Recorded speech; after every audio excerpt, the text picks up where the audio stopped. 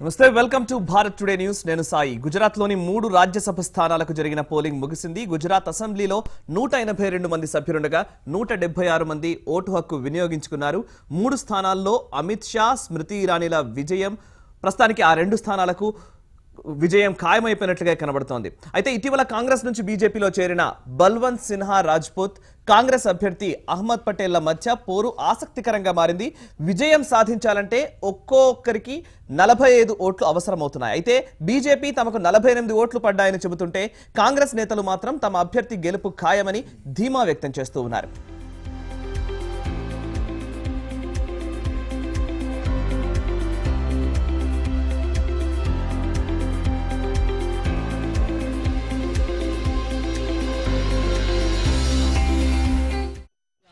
प्रतिष्ठाનો સવાલ નથી પાર્ટીના પ્રતિનિધિ તરીકે ઇલેક્શન લડું છું મને મારા ધારાસભ્યો પર સંપૂર્ણપણે વિશ્વાસ છે અમારા 44 ઉપરાંત બાકીના જે સભ્યો છે હજુ કોઈ નિર્ણય નથી તો બાકીના 7 સભ્યો છે તદ ઉપરાંત એનસીપી છે જેડીયુ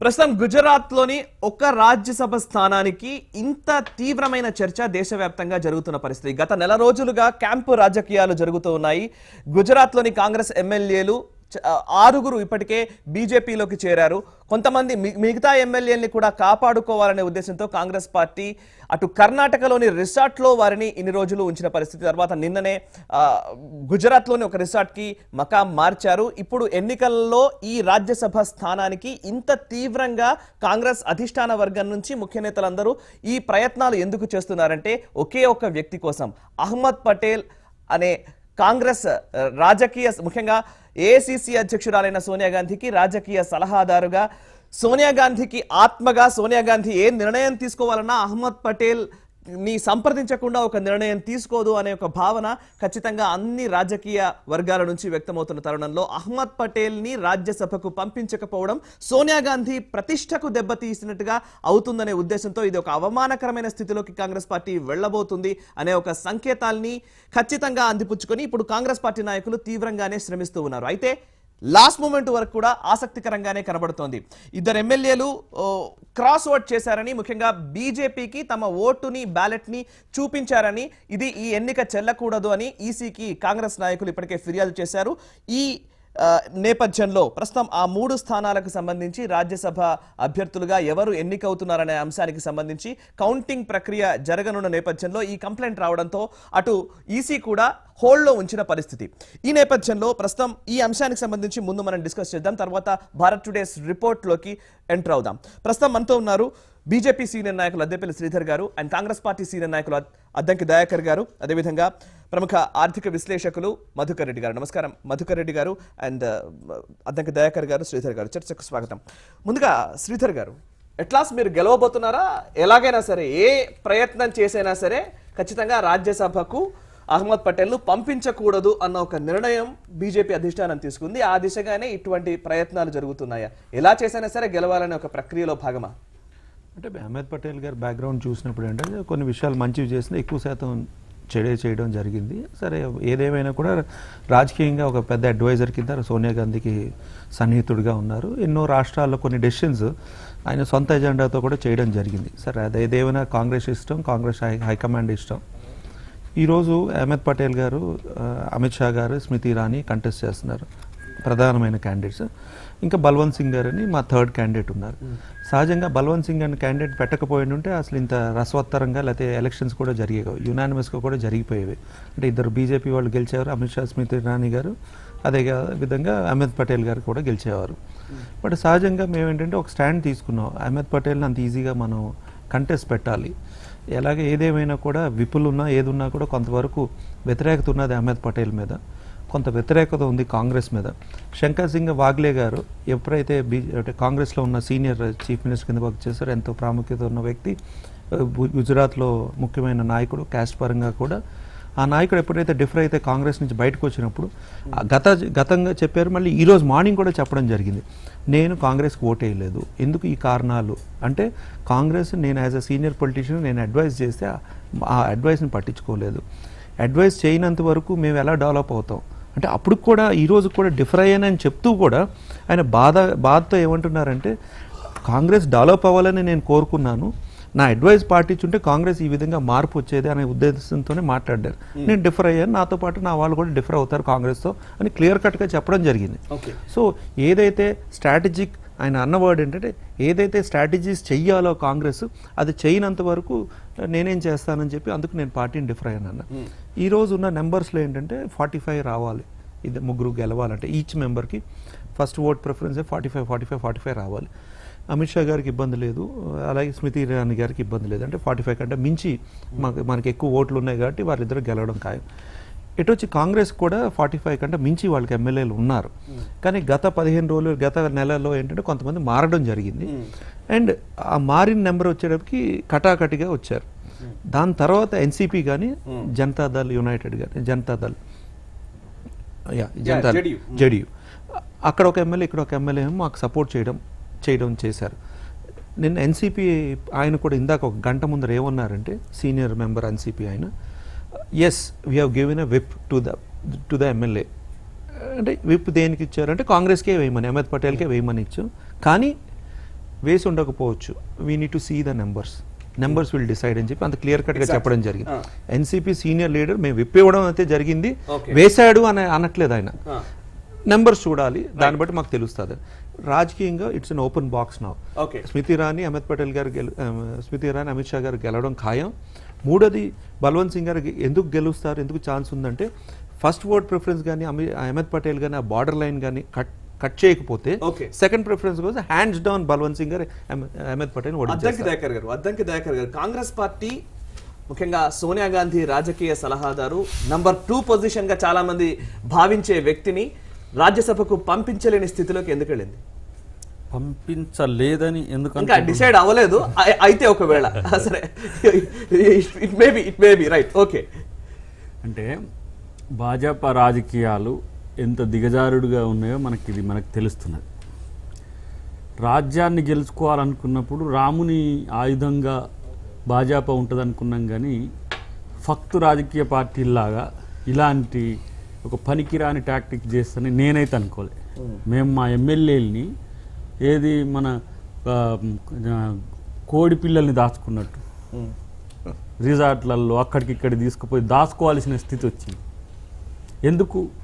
మళ్ళీ మా మంత్రి మీద దాడి, ఏది కర్ణాటక మంత్రి మీద ఐటీ దాడులు, అక్కడ ఉంటే మళ్ళీ ఆయన షెల్టర్ ఇస్తుండని. చివరికి ఏ తరహా రాజకీయాలు ఇప్పుడు వచ్చినాయంటే, రాష్ట్రంలో బీజేపీని కాదని ఇంకో రాజకీయ పార్టీ బతికే స్థితి లేదు. కాంగ్రెస్ పార్టీనే ఇంత సమస్య ఉంటే, ఇప్పుడు ఆ వాగేలా ఆయనకున్నాయి మామూలుగా 6 అనుకున్నాం, ఇప్పుడు అది కాస్త 10కి పెంచుకున్నాడు. తర్వాత ఇప్పుడు ఎన్సీపీ కానీ జేడీయూతో వచ్చినాక మాకు 45+ ఉన్నాయి యాక్చువల్గా.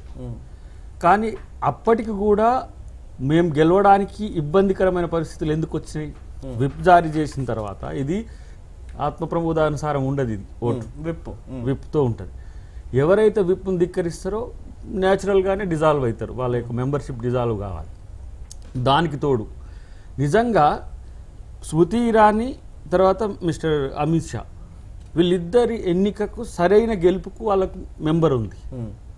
దాన్ని కాదని థర్డ్ అని పెట్టినప్పుడే అనైతికమైన ఎన్నికకు బీజేపీ ఒడిగట్టిందని మనం చెప్పక తప్పదు. లేనప్పుడు, బలం లేనప్పుడు ఎట్లా వస్తారు? వేరే పార్టీ వాళ్ళు మనకెట్లా ఇస్తారని అనుకుంటాం. వెంకయ్య నాయుడు గారు అన్నది తప్పే అన్నట్టు. అంటే కాంగ్రెస్ పార్టీ ఎప్పుడు చేయలేదు ఇట్లాంటిది. అహ్మద్ పటేల్ ఫస్ట్ టైం చేస్తున్నారా? అహ్మద్ పటేల్ చేయలేదా? అంటే కాంగ్రెస్ పార్టీ చేస్తే తప్పు అయితే ఎవరు చేసినా తప్పు కాదు. అక్కడ సమస్య ఏంటంటే ప్రజాస్వామ్యయుతంగా జరిగిందా లేదా ఈసీ కెన్ డిసైడ్ దట్. ఇది డిసైడ్ చేస్తా కాదు. కాంగ్రెస్ పార్టీ చేసింది తప్ప, చేస్తే తప్ప అది లేదు. ఎవరు చేసినా సరే మీరు ప్రశ్నించేది లేదు. మీరు బీజేపీని ప్రశ్నిస్తున్నారు కాబట్టి మీరు కాంగ్రెస్ పార్టీ కూడా చేసిన కాంగ్రెస్ పార్టీ నేర్పిన విద్య నీరజాక్ష అనేది ఉంటుంది. ఇది చెప్పు, కాంగ్రెస్ పార్టీ చేసింది అది తప్పని నువ్వు అనుకుంటున్నావా? మరి బీజేపీ చేసింది ఏమైతుంది? ఖచ్చితంగా నేను అట్లా అంటలేదు సార్. నా పాయింట్ మీరు అర్థం చేసుకోండి ఒకసారి. ఇప్పుడు మనం వాడు చేసిన కాంగ్రెస్ చేసిన ఎక్స్ చేసేది తప్పు అయితే తప్పని తెలిసి మనం కాంగ్రెస్ చేసేది చేసింది తప్పని మీరు అనుకుంటున్నారా? మీరు అనుకోవట్లేదా? కాంగ్రెస్ ఎప్పుడు చేసిందో చెప్పు. కాంగ్రెస్ ఎన్నోసార్లు ఒక చేసింది. ఉదాహరణ కాంగ్రెస్ చెప్పు. పార్టీ ఇదే ఆంధ్రప్రదేశ్లో ఎన్నోసార్లు వేగ్గా వద్దు. 2009 కంటే ముందు 2004 చెప్పు, నుంచి ఒక 9 incident మధ్య చెప్పు రాజశేఖర రెడ్డి గారు ముఖ్యమంత్రిగా ఉన్న టైంలో ఇక్కడే ఎమ్మెల్సీ స్థానాల కోసం టిఆర్ఎస్ నుంచి లేదా ఇంకొక పార్టీల నుంచి మద్దతును కూడగట్టడానికి ఆ పార్టీల నుంచి విప్పులు ఉన్నప్పటికీ కూడా తీసుకున్న సందర్భాలు ఉన్నాయి. 100% ఉన్నాయి అనేక సందర్భాలు. ఓకే సరే, ఇప్పుడు మనం ఆ విషయాల్లోకి వెళ్ళకంటే కూడా నా పాయింట్ ఏంటంటే బీజేపీ బలంగా ఉండడం వల్ల జరుగుతోందా, కాంగ్రెస్ పార్టీ బలహీనత వల్ల చేజారిపోతున్నారా? బలం ఉంటే ఇంత బలహీనమైన పనులు చేయరు. ఇప్పుడు నితీష్ ని తీసుకొని 71 సీట్లతో కలిపి నేను మద్దతు ఇస్తా అని చెప్పి నీకు వ్యతిరేకంగా పడ్డ ఓటును అనైతికంగా కలుపుకొని నీకు అనుకూలంగా మార్చుకో. ఇలా ఇద్దరు, ఇటు చంద్రబాబు నాయుడు కానీ అటు జగన్ కానీ ఇద్దరు, ఒక ఆయన అవినీతి ఆరోపణలతో ఉన్నాడు, ఆయన నీతో అంటగాగుతున్నాడు. ఒక ఆయన 22 మంది అదే పార్టీకి సంబంధించిన ఎమ్మెల్యేలను చేర్చుకున్నాడు. ఆయన నీకు మిత్రుడే. ఇంకో మిత్రుడు ఇక్కడ ఉన్నాడు, ఆయన 30 మందిని చేర్చుకున్నాడు 2 ఎంపీలతో పాటు. ఇది భాజపా అనేది ఇక హిందుత్వాన్ని కానీ రాముణ్ణి కానీ మోడల్గా తీసుకోవడానికి ఇక అర్హత కోల్పోయిన పార్టీగా మనం అనుకోవచ్చు. భారతీయ జనతా పార్టీ కాదు ఇప్పుడు, అది యాంటీ జనతా పార్టీగా మారిపోయిన పరిస్థితి. ఇలాంటి పరిస్థితుల్లో గుజరాత్ గురించి మాట్లాడదాం, రాముడు 10 సార్లు అన్నప్పుడు గుజరాత్ లో ఏం భవిష్యత్తులో చూద్దాం. బాణం ఎందుకు వేసాడంటే ఆ రోజు రాముడు అయితే ఇంత దిగజారి రాజకీయాలు చేయలేదు.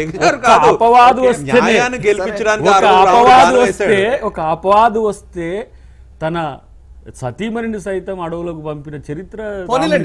ఎవరు తీసుకున్నా గానీ రాముడు నా మోడల్ అని చెప్పుకునే బీజేపీ పక్కింటోడు ఎక్కడొస్తాడో ఆ పక్క పార్టీ ఎవడొస్తాడో ఇదా దిగజారు రాజకీయాలు. మధుకర్ గారు ఒకసారి మీరు అనలైజ్ చేయండి. ఇప్పుడు గుజరాత్ లో జరుగుతున్న రాజకీయ సమీకరణలు ముఖ్యంగా ఈక్వేషన్స్ లోనే సమస్య, నెంబర్ గేమే నడుస్తోంది అక్కడ. పక్కా రాజకీయం జరుగుతోంది. కాంగ్రెస్ పార్టీ వదులుకుంటోందా, కాంగ్రెస్ పార్టీని కాపాడుకోనివ్వకుండా బీజేపీ చేస్తోందా? ఈ 2 అంశాలు ఖచ్చితంగా కనబడుతున్నాయి అక్కడ. ఎవరు బలంగా ఉండడం వల్ల అటు వెళ్తున్నారా? శంకర్ సింగ్ వాఘేలా ఆ పార్టీని వీడడం అనేది పెద్ద థ్రెట్ గా కనబడుతోంది. ఖచ్చితంగా అటువంటి ప్రయత్నాలు జరుగుతాయని.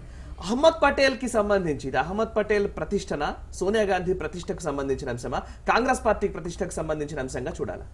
ఇది ఇప్పుడు ఎట్లా అంటే మీరు ఇందాక బలంగా ఎవరు ఉన్నారు, బలహీనంగా ఎవరు ఉన్నారు. బీజేపీ యాక్చువల్గా బలంగా ఉంది, అది మనం నంబర్సే చెప్తున్నాయి. కాంగ్రెస్ ఎందుకు బలహీనం అయిపోయి టెన్షన్ పడిపోయారంటే, ఒకటి మొన్న ప్రెసిడెంట్ ఎలక్షన్లో క్రాస్ ఓటింగ్ జరిగింది. వీళ్ళ ఎమ్మెల్యేలు కొందరు మన కోవింద్ కోటేసేసారు, అదొక టెన్షన్. ఈలోపు వాఘేలా వెళ్ళిపోయాడు. ఇంకా మిగతా ఇప్పుడు సార్ అన్నట్టు కోడి పిల్లల్ని కాపాడుకోవాలని తీసుకెళ్లి బెంగళూరు, అక్కడ వరదలు వస్తుంటే వీళ్ళు అక్కడ వెళ్ళి రిసార్ట్లో ఎంజాయ్మెంట్ చేశారు. రైట్, అదొక తప్పు. 2, సోనియా గాంధీ ఎందుకు పర్సనల్గా తీసుకున్నది? ఈయన ఆమెకు ఫ్యామిలీకి క్లోజ్గా ఉన్నాడు, పర్సనల్ అడ్వైజర్ కాబట్టి పర్సనల్గా తీసుకొని ఎట్లన్నా గెలుద్దాము, ఉన్న ఎమ్మెల్యేలన్నా కాపాడుకుందాము. వాళ్ళు ఇప్పుడు డెఫినెట్గా క్రాస్ ఓటింగ్ ఇప్పుడు కూడా వేసారని ఉంది. బెంగళూరు ట్రిప్ లేకపోతే నాకు తెలిసి సగం మంది ఇటే ఓటేసేవాళ్ళు. సో పర్సనల్గా తీసుకొని ఎట్లకన్నా గెలవాలనే ప్రయత్నంలో చేసిందే. దయాకర్ గారు చెప్తున్న మాటను కూడా మనం తప్పు పట్టడానికి లేదు. ఏంటంటే ప్రజాస్వామ్యయుతంగా ఎన్నికైన ఎమ్మెల్యేలను కాపాడుకునే పరిస్థితులు ఎందుకు వస్తున్నాయి? అవునండి, ప్రజాస్వామ్యానికి సంబంధించిన ఒక రైట్ 2 పాయింట్లు ఉండొచ్చు. ఒకటి, కాంగ్రెస్ లీడర్షిప్ మీద నమ్మకం కోల్పోయి ఉండొచ్చు ఎమ్మెల్యేలు. రెండో, అది సెపరేట్ టాపిక్, వీళ్ళేమి పిలవాల్సిన అవసరం లేదు. నేను ఇది మనం కేవలం బీజేపీ అటాక్ చేస్తున్న చూడకూడదు.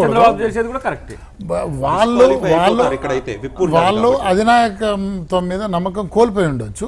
రెండోది ఇంకోటి ఏంటంటే, ఒకవేళ నిజంగా అహ్మద్ పటేల్ సోనియా గాంధీ సలహాదారుడు అయితే ఆయన బ్యాడ్ సలహాదారు అండి. ఆయన సలహాలు ఏంటంటే ఇప్పుడు 44 పడిపోయారు, రేపు 4 పడిపోతారు.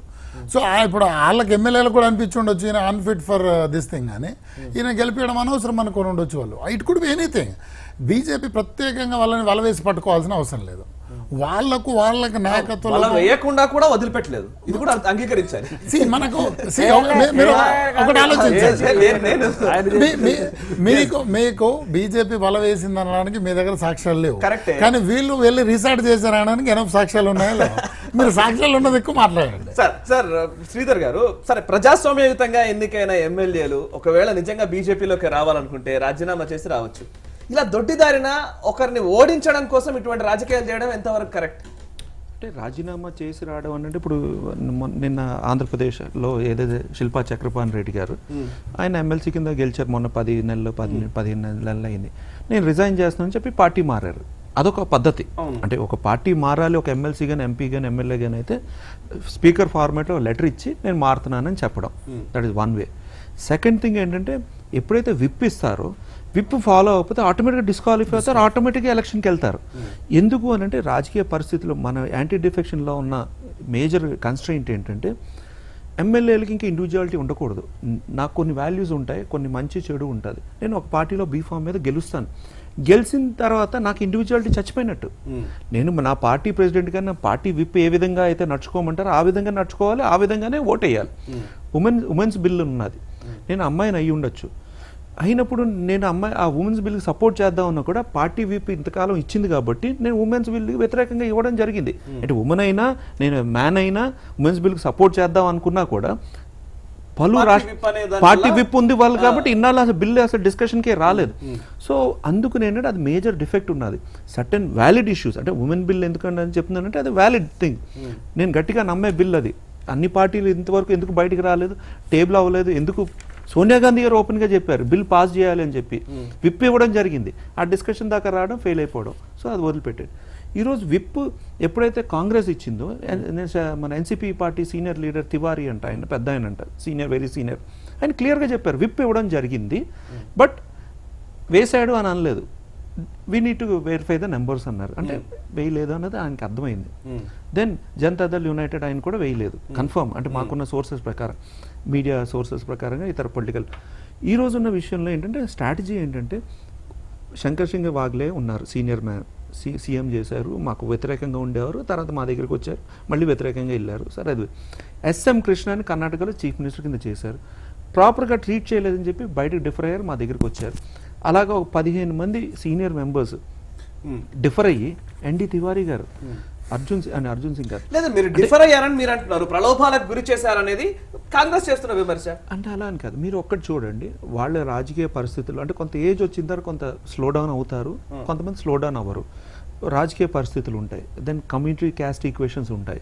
మేము ఎందుకు ఎస్ఎం కృష్ణ గారిని తీసుకుని వచ్చాను, వీలైనంత వరకు క్లీన్ సీఎం కిందనే అడ్మినిస్ట్రేటివ్గా ఉండేవారు సీఎంగా. ఏదో మన అల్లుడి మీద ఇష్యూస్ ఉన్నాయి తప్ప ఆయన మీద పెద్దగా ఎక్కువ గ్రేవ్ కాన్సిక్వెన్సెస్ ఏం లేదు. బట్ అక్కడున్న రాజకీయ పరిస్థితుల్లో ఈరోజు కాంగ్రెస్ అక్కడ ప్రభుత్వంలో ఆయన పక్కన పెట్టారు. Then he said I want to get away from it, అందుకు మాకు రావడం జరిగింది. అంటే ఈరోజు గుజరాత్ ఎలక్షన్ వరకు తీసుకున్నప్పుడు క్లియర్ కట్గా ఫస్ట్ ప్రిఫరెన్స్ ఓట్స్ అహ్మద్ పటేల్కి ఏదైతే 45 ఉన్నదో అది రాకుండా చూడడం అనేది మా ప్రథమ కర్తవ్యం. ఎప్పుడైతే ఫస్ట్ ప్రిఫరెన్స్ ఓట్స్ రాలేదో సెకండ్ ప్రిఫరెన్స్ ఓట్స్ అంటే 45 స్మిత్ ఇరానీకి వేసిన వాళ్ళు, 45 అమిత్ షాకి వేసిన వాళ్ళు 80 మంది 90 మంది 122 ఉన్నారు మాకు. 122 సెకండ్ ప్రిఫరెన్స్ వచ్చినప్పుడు ఆటోమేటిక్గా అహ్మద్ పటేల్ ఓడిపోయాడు. సో మేము చూసేదల్లా ఏంటంటే మా రిక్వెస్ట్ కానీ మీ ప్రలోభాలు అనండి, లేకపోతే ఏదో అనండి, లేకపోతే రాజకీయ అట్రాక్షన్ అవని ఏదేమైనా కూడా ఫస్ట్ ప్రిఫరెన్స్ ఓట్లో అహ్మద్ పటేల్ క్లీన్గా గెలవకూడదు.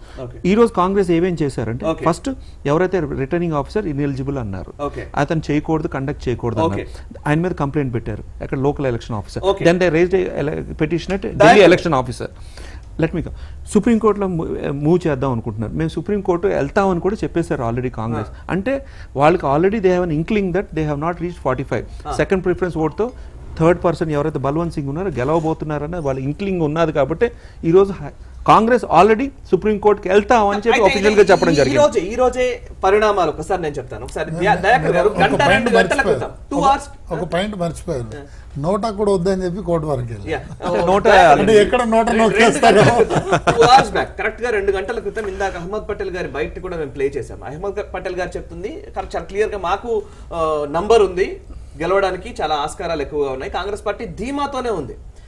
అప్పుడు కంప్లైంట్ చేయలేదు, ఓటింగ్ సమయంలో కంప్లైంట్ చేయలేదు, ఓటింగ్ అయిపోయిన తర్వాత ఒక కంప్లైంట్ చేయడం అనే దాని మీద కౌంట్ చేయొద్దని చెప్పి మూవ్ చేశారు. ఎలక్షన్ కమిషన్ ఏమో కౌంట్ చేయొచ్చు అని చెప్పి డైరెక్షన్ ఇచ్చేసారు already. They raised a petition at local election officer in Gujarat and also at national level that let them not count, stay చేయండి కౌంటింగ్ అన్నారు. అంటే ఓటింగ్ అయిపోయింది, స్టే చేయండి అని అన్నారు. దాని మీద డెసిషన్ తీసుకుని నో దే కెన్ కౌంట్ అని చెప్పి, అంటే ఇది ఒక ఓటమిని లేదా ఓటమి పాలవుతామన్న ఉద్దేశంతో ఖచ్చితంగా ఓటమిని పాసిఫై చేయాలనే ఉద్దేశంతో ఈ కంప్లైంట్ అనేది రేస్ చేయడం జరిగిందా? అందుకోసమే అంటే ఆ ప్రతిష్ట పూర్తిగా పోకుండా కొంతవరకు మేనేజ్ చేయాలనే ఉద్దేశం, లేదా బీజేపీ కోర్టులో బీజేపీని కొంత దుమ్మెత్తిపోవడానికి అవకాశం ఆస్కారం కోసం ఈ కంప్లైంటా? ఏమైతుంది సాయి ఓడిపోతే? ఏమైతుంది? ఉత్తరప్రదేశ్ లో ఓడిపోయి ఏమైంది? మీరు చెప్తున్నారు కానీ జాతీయ నాయకులు చెప్పట్లేదు. చెప్తున్నా నేను. మీరు చెప్తున్నారు కానీ జాతీయ స్థాయి నాయకులు చెప్పట్లేదు. ఇప్పటికే ఏఐసిసి హెడ్ క్వార్టర్స్ లో మీటింగ్ జరుగుతోంది ఇదే అంశానికి సంబంధించి. ఆత్మ పరిశీలన చేసుకోవాల్సింది బీజేపీ, ఓకే, మేం కాదు. 450 నుంచి 44 పడిపోయిన రోజు ఏం పెద్దగా ఫీల్ కాలే, మీతో కొట్లాడుతూనే ఉన్నాం. అహ్మద్ పటేల్ ఎంపీ కాకపోయినా మాకేం సమస్య లేదు, కొట్లాడుతూనే ఉంటాం, అదేం పెద్ద సమస్య కాదు. చివరాఖరికి మీ స్థితి ఎక్కడికి వచ్చిందంటే కాంగ్రెస్ పార్టీ నాయకులు అవినీతి పరులు, కాంగ్రెస్ పార్టీ అనేది ఒక అవినీతి పార్టీ, ఆ నాయకులే మీకు కావాలి. ఇంత దరిద్రమా పార్టీ? నాయకులను తయారు చేసుకోరు పోయి, ఎందుకు పనికిరాని శివకుమార్ తీసుకుంటే మమ్మల్ని తప్పు పట్టచ్చు కానీ నీ- వేరే వాళ్ళు తీసుకున్నా ఈయన వాళ్ళు మాకు చెప్పినా, ఓటేస్తే నేను తప్పు ఎలా చెప్పినప్పుడు పడతారు? ఇంతకు నవ్విన శివకుమార్ తీసుకుంటే తప్పు పట్టండి, కాదు. డీకే శివకుమార్ ఈయన కర్ణాటక చెప్పినప్పుడు నేను తీసుకుంటే తప్పు నవ్వింది పట్టండి, ఎందుకెరికేనా? అంతే తప్ప శంకర్ సింగ్ వాగేలా కావాలి మీకు. ఎక్కడనైనా చూడు, మాతో కలిపి ఉన్న నితీష్ మీకు కావాలి. ఆయన మీద కేసులు ఉన్నాయా? నితీష్ మీద కేసులు, లల్లు ప్రసాద్ యాదవ్, తేజస్వి యాదవ్ తీసుకుని మేము గవర్నమెంట్ ఫామ్ చేస్తే మమ్మల్ని తప్పు పట్టండి. నితీష్ మీద కేసులు లేవు కదా, అందుకుని కదా తీసుకున్నాం. సరే, మీరు ఏది మర్డర్ కేసులో ఉన్నాడని మీ అమిత్ షానే తనకు మద్దతు లేనప్పుడు చెప్పినది మర్చిపోతే ఎట్లా? అంటే బ్లాక్ మెయిల్. శంకర్ సింగ్ వాఘేలా కూడా కాంగ్రెస్ పార్టీ హయాంలో ఉన్నప్పుడు అవినీతి జరిగిందని చార్జ్ షీట్ ఓపెన్ అయింది, ఎమ్మటే ఉరికిండు, బీజేపీ చేతిలో ఉన్నాడు. ఇక్కడ ఇప్పుడు ఇద్దరు ముఖ్యమంత్రులు కాక ఈడీ నోటీసులకు ఎట్లా ఉన్నారో ఇట్లా ఉన్న పరిస్థితి. మీకు కాంగ్రెస్ పార్టీ అవినీతి పార్టీ అయినప్పుడు కాంగ్రెస్ పార్టీ నాయకులను ముట్ట కూడా ముట్టుకోవద్దు మీరు. ఉత్తరాఖండ్ నుంచి మొదలు పెడితే ఇంత నాయకత్వాలు ఏమితో కొట్టుమిట్టాడుతున్న బీజేపీ ఇక భవిష్యత్తు, రాజకీయ భవిష్యత్తు ఉన్నట్టా మీకు? నాకైతే చాలా జోక్ అనిపిస్తుంది. నేను మొన్న జార్ఖండ్లో దాదాపు ఒక వారం రోజులు ఉన్నా, డిఆర్ఓకి అక్కడ నాకు పార్టీ బాధ్యతలు ఇస్తే. లాలూ ప్రసాద్ యాదవ్ కూడా దాదాపు హాఫ్ అన్ అవర్ షేర్ చేసుకున్నాం మేము. అంటే బీజేపీ లాలూ లాంటి నాయకులను కూడా ఓర్వలేని స్థితి వచ్చింది. నితీష్ అనేట ఆయనను మర్డర్ కేసులో ఇరికిచ్చేసి బూచి, తేజస్వి యాదవ్ పెరగొద్దు ఒకటి. ఈరోజు అక్కడ బీజేపీ కనుక బలపడకపోతే భవిష్యత్తులో వచ్చే రాష్ట్రాల్లో తగ్గే దాని కొరకు అని చెప్పి చేసిన ఎత్తుగడ ఇంత చీప్ టాక్టిక్స్ కొరకు, ఒక క్రిమినల్ నేచర్డ్ రామ్ మాధవ్ అన్నది నాకు గుర్తొచ్చింది. Blood shedded politics, blood shedded politics, ఇది ఆర్ఎస్ఎస్ సూత్రమా? Blood shedded. ఓకే కదా, ఆర్ఎస్ఎస్ అయినా బీజేపీ అయినా కాంగ్రెస్ అయినా ఇక్కడ పార్టీలకు సంబంధం లేదు. ఇక్కడ నేను అనేది ఏంటంటే కాంగ్రెస్ పార్టీ తన అభ్యర్థుల్ని కాపాడుకోలేని స్థితిలో ఎందుకు ఉంది?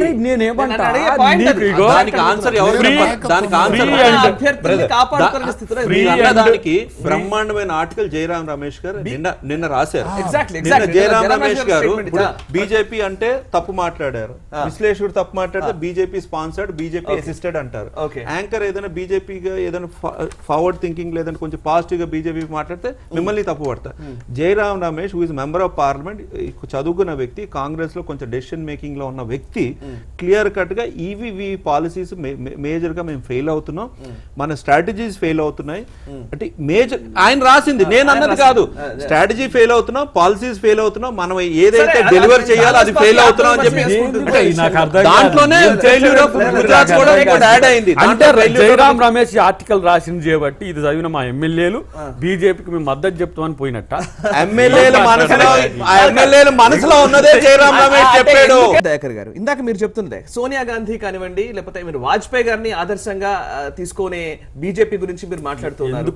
కానీ సోనియా గాంధీ హయాంలో కూడా ఇటువంటి ఏం జరగలేదు. వాజ్పేయి గురించి ఒక్క చర్చ మనం పెట్టుకోవాలి. ఎంత 13 సీట్లకు సంబంధించి చర్చ వచ్చినప్పుడు తన తృణపాయంగా ప్రధానమంత్రి పదవినే తుంచివేసిన చరిత్రను మనం చూసినాం, మనం ఎదుగుతూ చూసినాం. మీరు సోనియా గాంధీ కాదా అన్నారు కదా, సోనియా గాంధీ ఇండియన్ కాన్స్టిట్యూషన్ ప్రకారం ఇండియన్ అయ్యుండి ప్రధానమంత్రి అయ్యే అవకాశం ఉండి ఎవరైతే బీజేపీ మిత్రులు ఆమె విదేశీ వనిత అని చెప్పి అబాండాలు వేసిన తర్వాత తను విత్డ్రా అయ్యి ఒక మీరు అంటున్నారు కదా సిక్కుల ఊచకోతకు సంబంధించి మా మీద వ్యతిరేకత ఉందని అంటున్నారు కదా, అలాంటి ఒక సిక్కును కూడా ప్రధానమంత్రిని చేసిన ఒక త్యాగం సోనియా గాంధీ నుంచి తీసుకోవాలి మనం. అంటే మీరు ఎట్టనైనా సరే నేనే గెలవాలి, తొండి చేసైనా సరే నేనే, లేకపోతే గుంజుకోనైనా నేనే, వాయులేషన్ ఆఫ్ కాన్స్టిట్యూషన్ అయినా నేనే, ఎటొచ్చి నువ్వు గెలవద్దని ఏదైతే ఉందో ఇది ప్రజాస్వామ్యానికి ఒక మచ్చ. ఇలాంటి పరిస్థితులు ఇప్పుడు బలహీనంగా ఉన్నప్పుడు శత్రువుని చూసి భయపడేది ఇట్లా చాలా తక్కువ ఉన్నావు కదా భయ్, ఎక్కడ పడితే అక్కడే నువ్వే గెలుస్తున్నావు. ఇది దీనికాడ కూడా మాయి. నేను దీని పట్ల నేను చాలాసార్లు కామెంట్ చేసిన. నేనైతే నా పిల్లలంటే నాకు పుట్టినోళ్ళే అనుకుంటా, పక్కింటోని కూడా నా కొడుకు అనుకోను నేను. ఇది ఈ నైతికత ప్రతి రాజకీయ నాయకునికి రావాలి. ఎవరో చేసిండ్రు, ఎల్లిగాడు చేసిండు, మల్లిగాడు చేసిండు అని ఉదాహరణలు చెప్పొద్దు. ఎవరైనా సరే నీకు వ్యక్తి స్వేచ్ఛ ఉంది. ప్రజాస్వామ్యంలో వ్యక్తి స్వేచ్ఛ లేకుండా లేదు. రాజీనామా చేసి నువ్వు ఏ పార్టీలో అయినా జాయిన్ అయ్యే ఒక హక్కు నీకుంది. ఎప్పుడైతే మనం వ్యక్తిగత స్వేచ్ఛ ఎప్పుడు పోతుంది, పార్టీ మనకు విప్ జారీ చేసినప్పుడు పార్టీ కంట్రోల్లో ఉంటాం మనం. దీన్ని కూడా కాదని దిగజారుడు రాజకీయాలు చేసేటోడు వాడు రాజకీయ నాయకుడు ఎట్టయితాడు, వాడు దోపిడిదారు అవుతాడు, వాడు దొంగ అవుతాడు. ఎందుకు అలా అవుతారు? ఎందుకు ఐ డిఫర్. అదేంటి వ్యక్తి స్వేచ్ఛ పార్టీలో జాయిన్ అయితే వ్యక్తి ఏ పార్టీలో ఉండాలి, పార్టీలో జాయిన్ అయిన పోతుందంట. కానీ ఎలా పోతుంది? రాజ్యాంగ ప్రకారమే, చట్ట ప్రకారమే దాంట్లో మార్పులు రావాలి. లా ఉంది. ఇప్పుడు మీరు చెప్పిన ప్రకారమే నేను అంటున్నాను, విప్పుని ధిక్కరించారంటే కనుక, విప్పుకు లోబడి ఓటు వేయలేదంటే కనుక ఖచ్చితంగా యాంటీ డిఫెక్షన్ లా ప్రకారం వారి అభ్యర్థిత్వం డిస్క్వాలిఫై అయిపోతుంది. ఇక్కడ సాయి అదే డిస్క్వాలిఫై అయ్యి విజయం కూడా లేకుండా ఉంటే ఇక్కడ మనం అనైతిక గురించి చర్చనే ఉండదు. నువ్వు చచ్చి నువ్వు చస్తున్నావు కానీ ఇంకొన్ని బతికిచ్చిపోతున్నావు అంటే అక్రమ సంతానానికి నువ్వు పురుడు పోసి అవతల పడుతున్నావు. దాన్ని ఎట్లా జస్టిఫై చేసుకుంటావు చెప్పు. నేను ఇగో ఈ పార్టీ నుంచి నిలబడ్డా, నా సిద్ధాంతం ఇది, నా పునాది ఇదని చెప్పి నువ్వు వచ్చినవి, నువ్వు వేరే పార్టీకి పోయి నేను ఓటేసి ఇగో ఈయన మా సిద్ధాంత పునాది రాజ్పుత్ అనే వ్యక్తి బీజేపీ నాయకుడు కాదు, ఇప్పుడు బీజేపీలో చేరిన వ్యక్తి కాంగ్రెస్ రక్తమే. అతన్ని గెలిపించినట్టు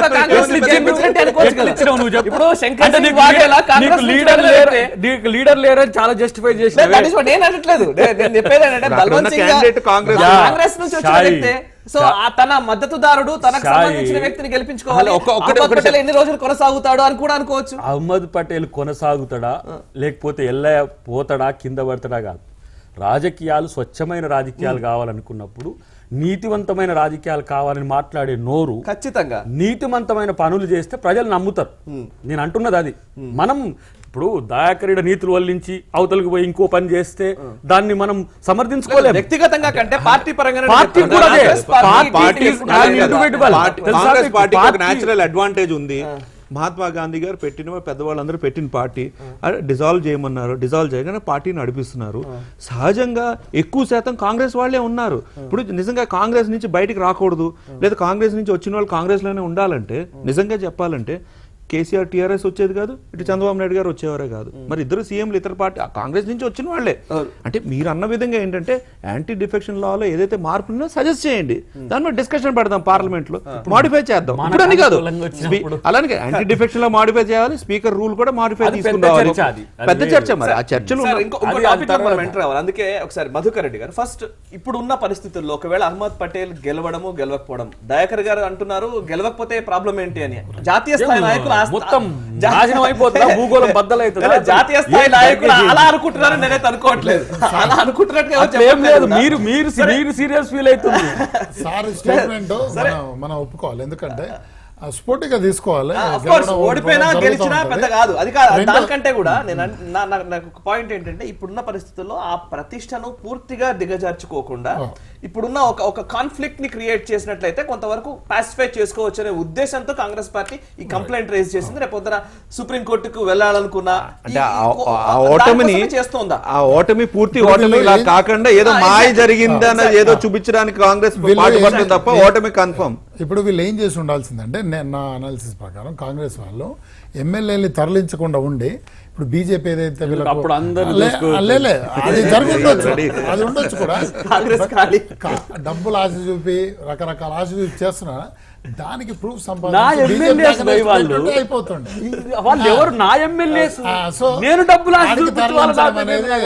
కొద్దిగా రాజకీయాల్లో లో అనేది చెప్పొచ్చు. గుజరాత్ లో వరదలు వచ్చిన టైంలో ఎమ్మెల్యేలు వేరే చోట పెట్టడం, అది ఇప్పుడు ఈ మధ్య పార్టీలు కొత్తగా మాట్లాడుతున్నారు. ఒక మాట చెప్పండి సార్, శివకుమార్ ఎవరైతే వాళ్ళ హోస్ట్ ఉన్నాడో ఎలాంటి వ్యక్తి ఆయన? ఇప్పుడు ఆయన మీద రైడ్ చేయొచ్చా చేయకూడదా? రైడ్ చేసిన తర్వాత రైడ్ చేసిన డబ్బులు దొరికినాయా లేవా? ఎంత శాతం డబ్బులు దొరికినాయి అది కూడా చెప్పండి. దాని మీద కూడా చెప్పండి. సార్ ఇప్పుడు నేను ఒకటి చెప్తున్నాను. ఎమ్మెల్యేలు దాయంగానే అవినీతి పరుడు సో మన రాహుల్ గాంధీ 4,000 కోసము క్యూ లైన్ లో నిలబడ్డాడు. మరి అలా ఎమ్మెల్యే 13 కోట్లు జమ చేసిండు, కొత్త నోట్లు ఏడికెళ్ళి తెచ్చిండు, ఎట్లా? అది మనం ఆలోచించాలి కదా. సో ఎంతసేపు ఇప్పుడు జయరాం రమేష్ గారు ఆర్టికల్ తీసినట్టుగా నేను ఈ మధ్య కొన్ని ఆర్టికల్ చదివా, కాంగ్రెస్ ఎందుకు రోజు రోజుకు దిగజారుతుంది. వీళ్ళు బీజేపీని ఎంతసేపు పాత ఫార్ములాతోనే ఎదుర్కోవడానికి ట్రై చేస్తున్నారు. ఏది కమ్యూనల్ అని చెప్పి అదని చెప్పి అభివృద్ధిలో ఎదుర్కొందామని ట్రై చేయట్లేదు. అందువల్ల వెనకబడిపోతా ఉన్నారు. ఇదే పరిస్థితి కంటిన్యూ అవుతే నెక్స్ట్ టైం 44 నుంచి ఒక నంబర్ పోతుంది.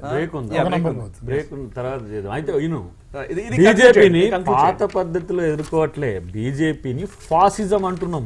కొత్త పదాలు విను. మధుకర్ రెడ్డి విను. ఒక ఫాసిస్ట్, ఒక క్రిమినల్ నేచర్ పాలిటిక్స్, ఒక బ్లడ్ షెడెడ్ పాలిటిక్స్ బీజేపీ నుంచి చూస్తున్నాం. వాళ్ళని ఎదుర్కోవాలంటే మేము తయారు కావాలి. ఎందుకంటే రామ్ మాధవ్ అన్నది నేను చెప్తున్నా, నేను కొత్త పదాలు వాడట్లేదు. కాంగ్రెస్ ఒక్క మాట అనట్లేదు. సోనియా గాంధీ ఇప్పటికీ కూడా లీడరే అంటున్నారు. రాహుల్ గాంధీ కూడా బాగా యాక్టివ్ గా ఉండాలని కోరుకుంటున్నాం. బట్ ఒక మాట కూడా అనట్లేదు. రామ్ మాధవ్ నోటి మాటనా కాదా? పాలిటిక్స్ బ్లడ్ షెడెడ్ పాలిటిక్స్ లా ఉండాలి. ఇది స్వచ్ఛంద సేవా సంస్థలు కావు. మేము రాజకీయ ఉండాలి అనలేదు.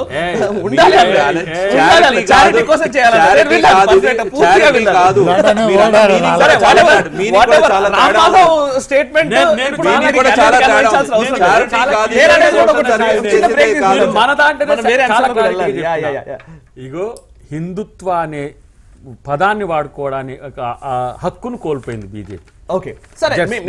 ఇంతకు ముందు మా మిత్రుడు అన్నాడు కదా, హిందుత్వ నా పునాది, హిందుత్వ నా నినాదం అనేది అన్నారు కదా.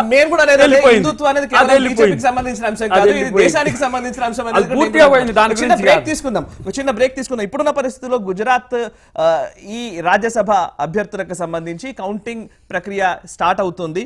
స్టార్ట్ అయ్యే అవకాశాలు ఇప్పుడు దీనికి సంబంధించి ఒక క్లియర్ గా ఎవరు గెలుస్తారు, ఈ ముఖ్యంగా అహ్మద్ పటేలా లేకపోతే బల్వంత్ సిన్హా అనేది మరి కాసేపట్లో తేలే అవకాశాలు కనబడుతున్నాయి. ఈ అంశానికి సంబంధించి ఇది కాంగ్రెస్ పార్టీ ఒక చిత్తశుద్ధితో ముఖ్యంగా జాతీయ స్థాయి నాయకులందరూ కూడా సమావేశమై ఏఐసిసి హెడ్ క్వార్టర్స్ లో సమావేశమయ్యారు. పరిస్థితిని సమీక్షిస్తూ ఉన్నారు. రాబోయే రోజుల్లో దీనికి సంబంధించి ఎలా పోరాడాలి బీజేపీతో అనే చర్చ కూడా నడుస్తోంది.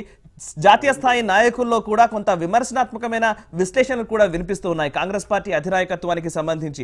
ఆ అంశానికి సంబంధించి కాంగ్రెస్ ఎటువంటి స్టెప్స్ తీసుకుంటుంది, బీజేపీని ఎలా ఎదుర్కొంటుంది, ఇవన్నీ మనం రాబోయే రోజుల్లో చూస్తాం. ఒక చిన్న బ్రేక్ తీసుకుందాం. బ్రేక్ తర్వాత ప్రస్తుతం భారతీయ జనతా పార్టీ అధికారంలో ఉండి ఎన్డీఏ ప్రభుత్వం కొన్ని కీలకమైన నిర్ణయాలు తీసుకుంటూ ఉన్నారు. ఎకనామికల్లీ ఈ అంశాల్లో ముఖ్యంగా ఈ దేశ ఆర్థిక వ్యవస్థకు సంబంధించి బలోపేతం చేయడానికి అనేక చర్యలు తీసుకుంటున్నామని చెబుతున్నారు. కానీ అది సామాన్యుల పైన భారం మోపే విధంగా ఉన్నాయని కూడా సామాన్యుల నుంచి వస్తున్న అభిప్రాయం.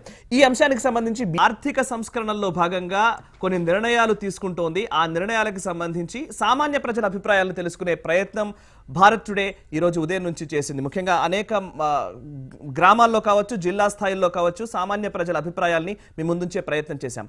అయితే ముఖ్యంగా వారు మాట్లాడుతున్న అంశాలని బట్టి క్రోడీకరించి ఒక విశ్లేషణ చేసినట్లయితే మార్పు మంచిదే, సంస్కరణలు ఆహ్వానించదగినవే అంటున్నారు. కానీ సామాన్యులను ఇబ్బంది పెట్టేంత మార్పులు దేనికి సంకేతమని జనం ప్రశ్నిస్తూ ఉన్నారు. జనం ఇబ్బందులు పడితే అది ప్రభుత్వాలకే చేటు.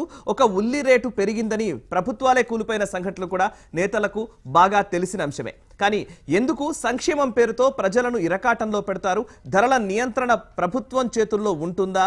ఉంటే ద్రవ్యోల్బణం ఎందుకు అదుపు తప్పుతోంది? సామాన్యులు ధరాఘాతంతో ఎందుకు కుదేలవుతున్నారు? దీనికి కారణం ప్రభుత్వ నిర్ణయాలా, ఆచరణలో లోపాలా అంటూ ఈ భారత్ టుడేస్ రిపోర్ట్లో అనేక అంశాలని లేవనెత్తిన పరిస్థితి. ఈ నేపథ్యంలో ప్రస్తుతం ప్రభుత్వ నిర్ణయాలు, అందులోనూ సబ్సిడీ ఎత్తివేయడం, గ్యాస్ సిలిండర్లకు సంబంధించి సబ్సిడీ ఎత్తివేసే దిశగా కేంద్ర ప్రభుత్వం వడివడిగా అడుగులు వేస్తోందన్న సంకేతాలు ప్రస్తుతం కేంద్ర ప్రభుత్వం నుంచి వస్తున్న పరిస్థితి. ఈ సబ్సిడీ వల్ల ఉపయోగం ఉందా? నిజంగా సబ్సిడీని ఎత్తేయడం వల్ల ఎటువంటి భారం ఉంటుంది? ఆ దిశగా ప్రభుత్వం ఎందుకు నిర్ణయం తీసుకుంటోంది? ఇదొక అంశం. అయితే ఇంకొకటి, బ్యాంకుల్లో డిపాజిట్స్ చేస్తున్న నేపథ్యంలో ఇంట్రెస్ట్ రేట్ల విషయంలో కూడా కొంత గందరగోళమైన పరిస్థితులు కనబడుతున్నాయి. మేము లోన్స్ కి సంబంధించి ఇంట్రెస్ట్ రేట్లు తగ్గుతున్నాయి, కానీ అటు డిపాజిట్ చేస్తున్నప్పుడు సేవింగ్స్ విషయంలో ఇంట్రెస్ట్ రేట్లు ఎందుకు తగ్గుతూ ఉన్నాయి? దానివల్ల సామాన్యులకు, మధ్యతరగతి ప్రజలకు ఇబ్బందులు ఉన్నాయనే కోణంలో కూడా చర్చ నడుస్తుంది. ఒక్కసారి ఈ అంశానికి సంబంధించి ఒక డీటెయిల్ స్పెషల్ స్టోరీని ఒకసారి వీక్షిద్దాం.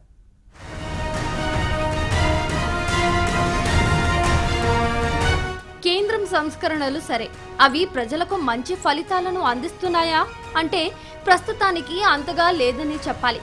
చమురు ధరలపై నియంత్రణ లేదు. ఇంధన పొదుపు పేరుతో కేంద్రం పిలుపునిచ్చింది. పైగా పెట్రోల్ బంకులకు ఆదివారం సెలవు అందించే దిశగా కసరత్తు చేస్తోంది. తెలంగాణ, ఆంధ్రప్రదేశ్ సహా 8 రాష్ట్రాల్లో పలు ప్రాంతాల్లో వీటిని ప్రయోగాత్మకంగా అమలు చేస్తున్నారు. మరోపక్క చమురు ధరలు ప్రతి 15 రోజులకు ఒకసారి పెరుగుతూనే ఉన్నాయి.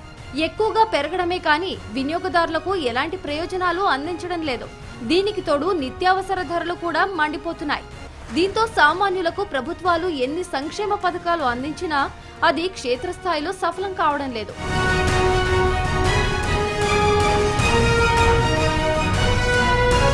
పలు రాష్ట్రాల్లో కేంద్రం తీసుకుంటున్న సబ్సిడీ కోతల చర్యలతో రేషన్ సరుకుల జాబితా కూడా కుచించుకుపోయింది. పేదలకు రాయితీపై నిత్యవసర సరుకులు పంపిణీ చేసే రేషన్ దుకాణాలు ముందు బియ్యం పంపిణీకే పరిమితమవనున్నట్లు తెలుస్తోంది. ఇప్పటికే తెలంగాణలో ఈ పరిస్థితి ఉంది. దీంతో అటు రేషన్ షాపుల డీలర్లు కూడా ఆందోళనలకు సిద్ధమవుతున్నారు. కనీస గౌరవ వేతనం కూడా లేకుండా తమను చిన్నచూపు చూస్తున్నారని ప్రభుత్వాలను దుమ్మెత్తిపోస్తున్నారు. మొన్నటి వరకు బియ్యం, ఉప్పు, కిరోసిన్, పప్పు ధాన్యాలు, చక్కెర, గోధుమలు, సబ్బులు, ఫామ్ ఆయిల్, చింతపండు ఇలా పలు రకాల సరుకులు అందించేవారు. అయితే బహిరంగ మార్కెట్లో నిత్యవసర సరుకుల ధరలకు బాగా డిమాండ్ ఏర్పడింది. రేట్లు పెంచేశారు. కేంద్రం కూడా సబ్సిడీని నిలిపివేసింది. దీంతో ఆయా రాష్ట్ర ప్రభుత్వాలు చేతులెత్తేస్తున్నాయి. రేషన్ సరుకులు తగ్గడం డీలర్లపై తీవ్ర ప్రభావాన్ని చూపుతోంది. వారికి కమిషన్ తగ్గిపోతోంది. దీంతో రేషన్ దుకాణం నిర్వహణ భారంగా మారుతోంది. పైగా రేషన్ దుకాణాల్లో అక్రమాలు కూడా పెరగడం దీనికి మరో కారణం. ప్రభుత్వం సబ్సిడీ భారం మోసి రేషన్ షాపులకు వీటిని సరఫరా చేసినా అవి పక్కదారి పడుతున్నాయనే విమర్శలున్నాయి. దీంతో జాబితా నుంచి ఒక్కొక్కటిగా తొలగిపోయే పరిస్థితి. ఒకప్పుడు రేట్లు పెరిగే వస్తువులను ప్రత్యేక కౌంటర్ల ద్వారా తక్కువ ధరకు అమ్మేందుకు ప్రభుత్వాలు చర్యలు తీసుకునేవి. కానీ నేడు ఆ పరిస్థితి ఉండడం లేదు. దీంతో సామాన్యులకు మార్కెట్లో ధరాఘాతం తప్పడం లేదు.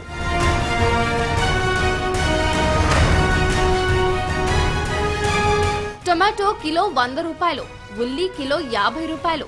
ఇతర కూరగాయల రేట్లు కూడా ఇష్టానుసారం పెరిగిపోతుంటాయి.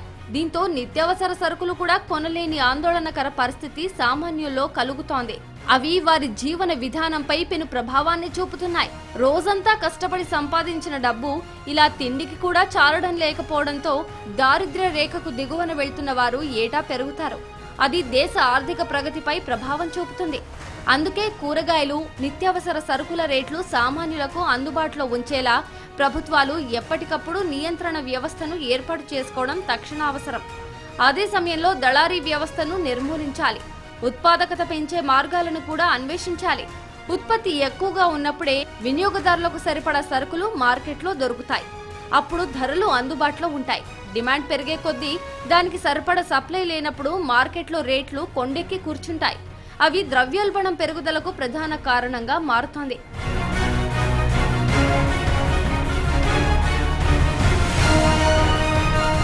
ప్రభుత్వాలు పథకాలను ప్రవేశపెట్టడంలో ఉన్న శ్రద్ధ ప్రజల జీవన విధానంలో మార్పులు తెచ్చే దిశగా పెట్టకపోవడం వల్లే ఈ పరిస్థితి. ముందు వ్యవసాయం, అనుబంధ రంగాలను ప్రోత్సహించాల్సిన అవసరం ఉంది. తర్వాతనే పారిశ్రామిక రంగం, సేవల రంగంపై అదనపు దృష్టిని కేంద్రీకరించాలి. క్షేత్రస్థాయిలో దేశానికి మూలాధారమైన వ్యవసాయాన్ని ఎప్పుడు మన పాలకులు విస్మరించారో అప్పటినుంచే కరువు కాటకాలు, ధరల పెరుగుదల, సంక్షోభ పరిస్థితులు నెలకొంటున్నాయి. వీటిని ఇక నుంచైనా ప్రభుత్వాలు గుర్తుపెట్టుకుంటాయా? ప్రతి రంగానికి మరో రంగంతో అనుబంధం ఉందన్న సూక్ష్మ స్థాయి వివేకాన్ని కలిగి ఉన్నప్పుడే ధరల నియంత్రణ సాధ్యం.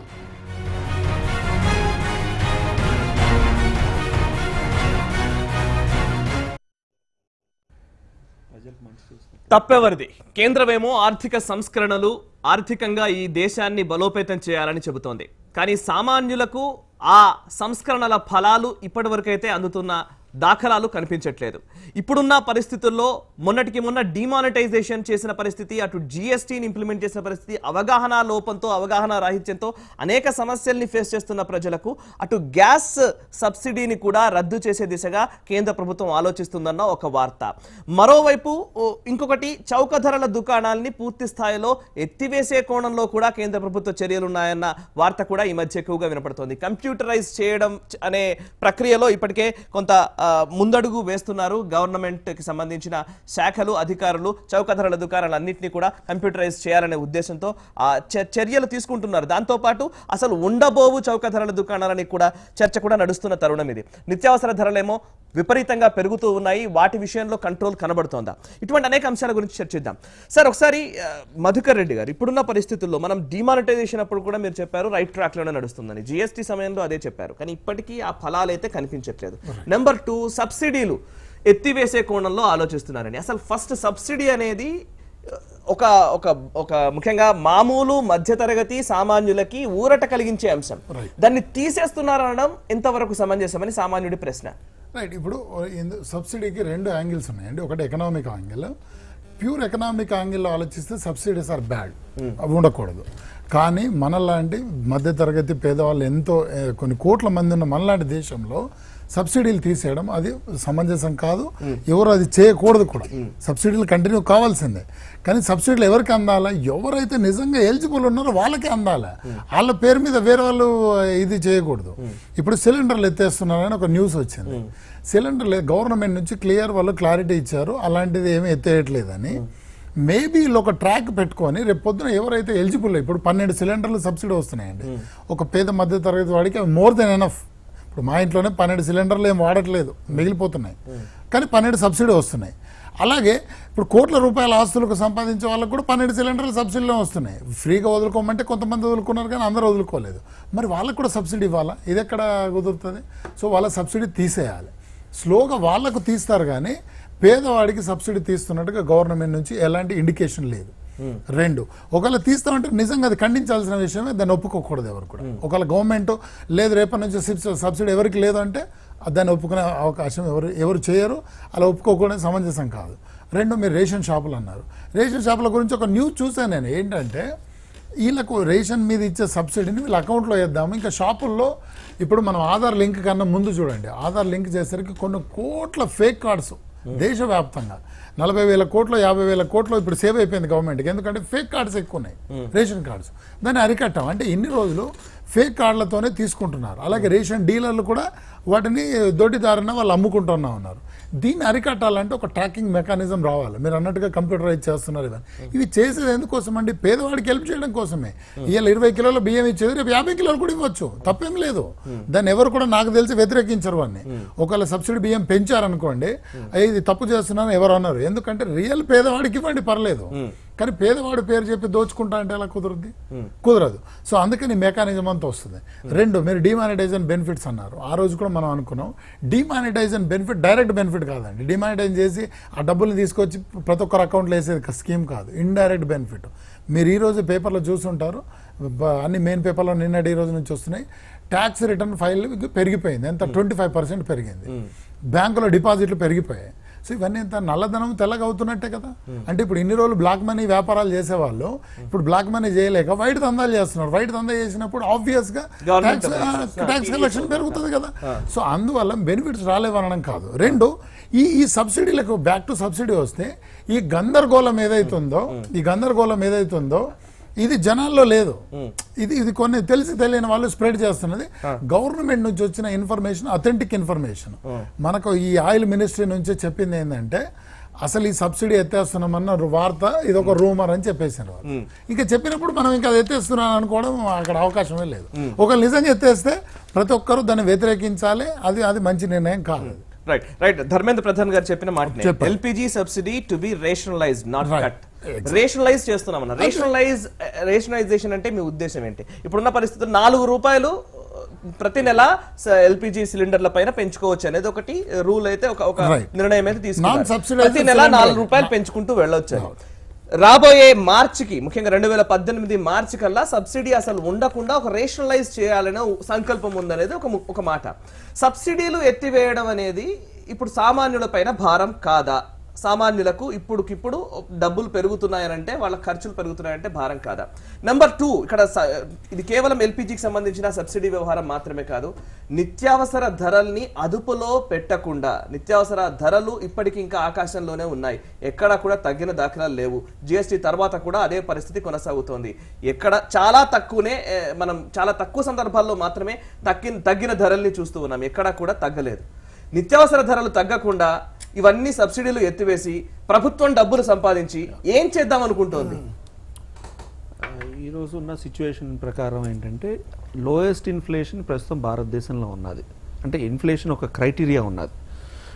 Wholesale price index, retail price index అన్నది మీరు ఏదైతే నెక్స్ట్ ఎకనామిక్గా మనం ఒక వ్యవస్థ బాగుందా లేదా, ప్రజలు హ్యాపీ ఇండెక్స్ అని 2 రాష్ట్రాలు అంటున్నాయి. హ్యాపీ ఇండెక్స్కి లింక్ అయ్యేది ఏంటంటే ఇన్ఫ్లేషన్ ఒకటి, దెన్ బయింగ్ కెపాసిటీ ఒకటి, whole price index, retail price index.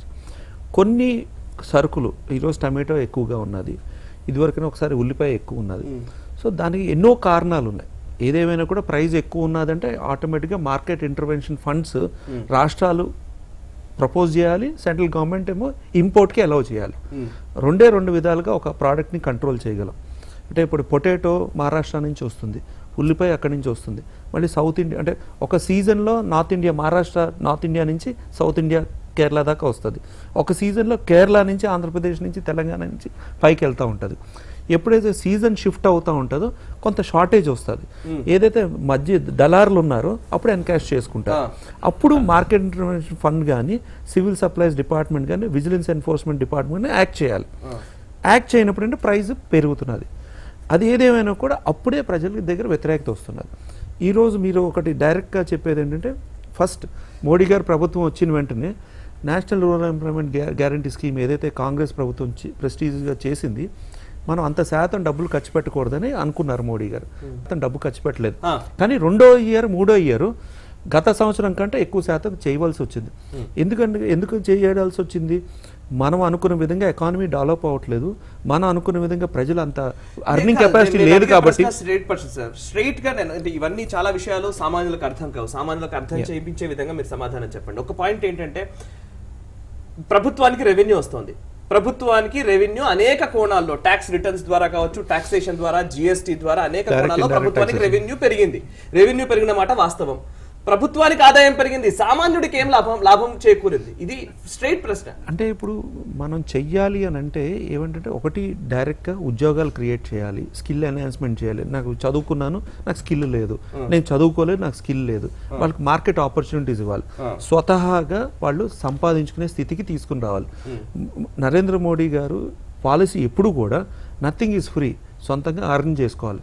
BJP ప్రభుత్వం ఏంటంటే అర్నింగ్ కెపాసిటీ ప్రజల్లో ఉండాలని గట్టిగా కోరుకునేది. సైమల్టేనియస్గా ఏదైతే వెల్ఫేర్ మెజర్స్ రిమూవ్ చేయకూడదు, వాళ్ళు సస్టైనబిలిటీ ఏదైతే వెనకబడిన వర్గాలు ఏదైతే ఉందో సస్టైనబిలిటీ వచ్చే స్థితి వరకు 5 ఏళ్ళు పట్టొచ్చు, 10 ఏళ్ళు పట్టొచ్చు, అప్పటి వరకు ఫేజ్డ్ మేనర్గా రిమూవ్ చేద్దాం. మూడోది ఏదైతే డైరెక్ట్ బెనిఫిట్ ట్రాన్స్ఫర్, 5-10 ఏళ్ల వరకు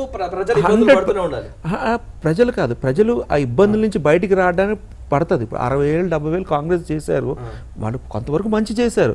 కానీ ఇంకా వెనకబడినవి ఏదైతే పూర్ పీపుల్ ఉన్నారో ఆ శాతం ఉన్నది కాబట్టి ఆ శాతాన్ని మిడిల్ ఇన్కమ్కి లేకపోతే హయ్యర్ ఇన్కమ్కి ప్రమోట్ చేయాలంటే ఇంకా ఒక 10 ఏళ్ళు 5 ఏళ్ళు పడుతుంది కాబట్టి అది ఫేజ్డ్ మేనర్గా ఏదైతే సబ్సిడీ కాంపోనెంట్స్ ఉన్నాయో అవి తగ్గించుకుంటూ వెళ్తాం.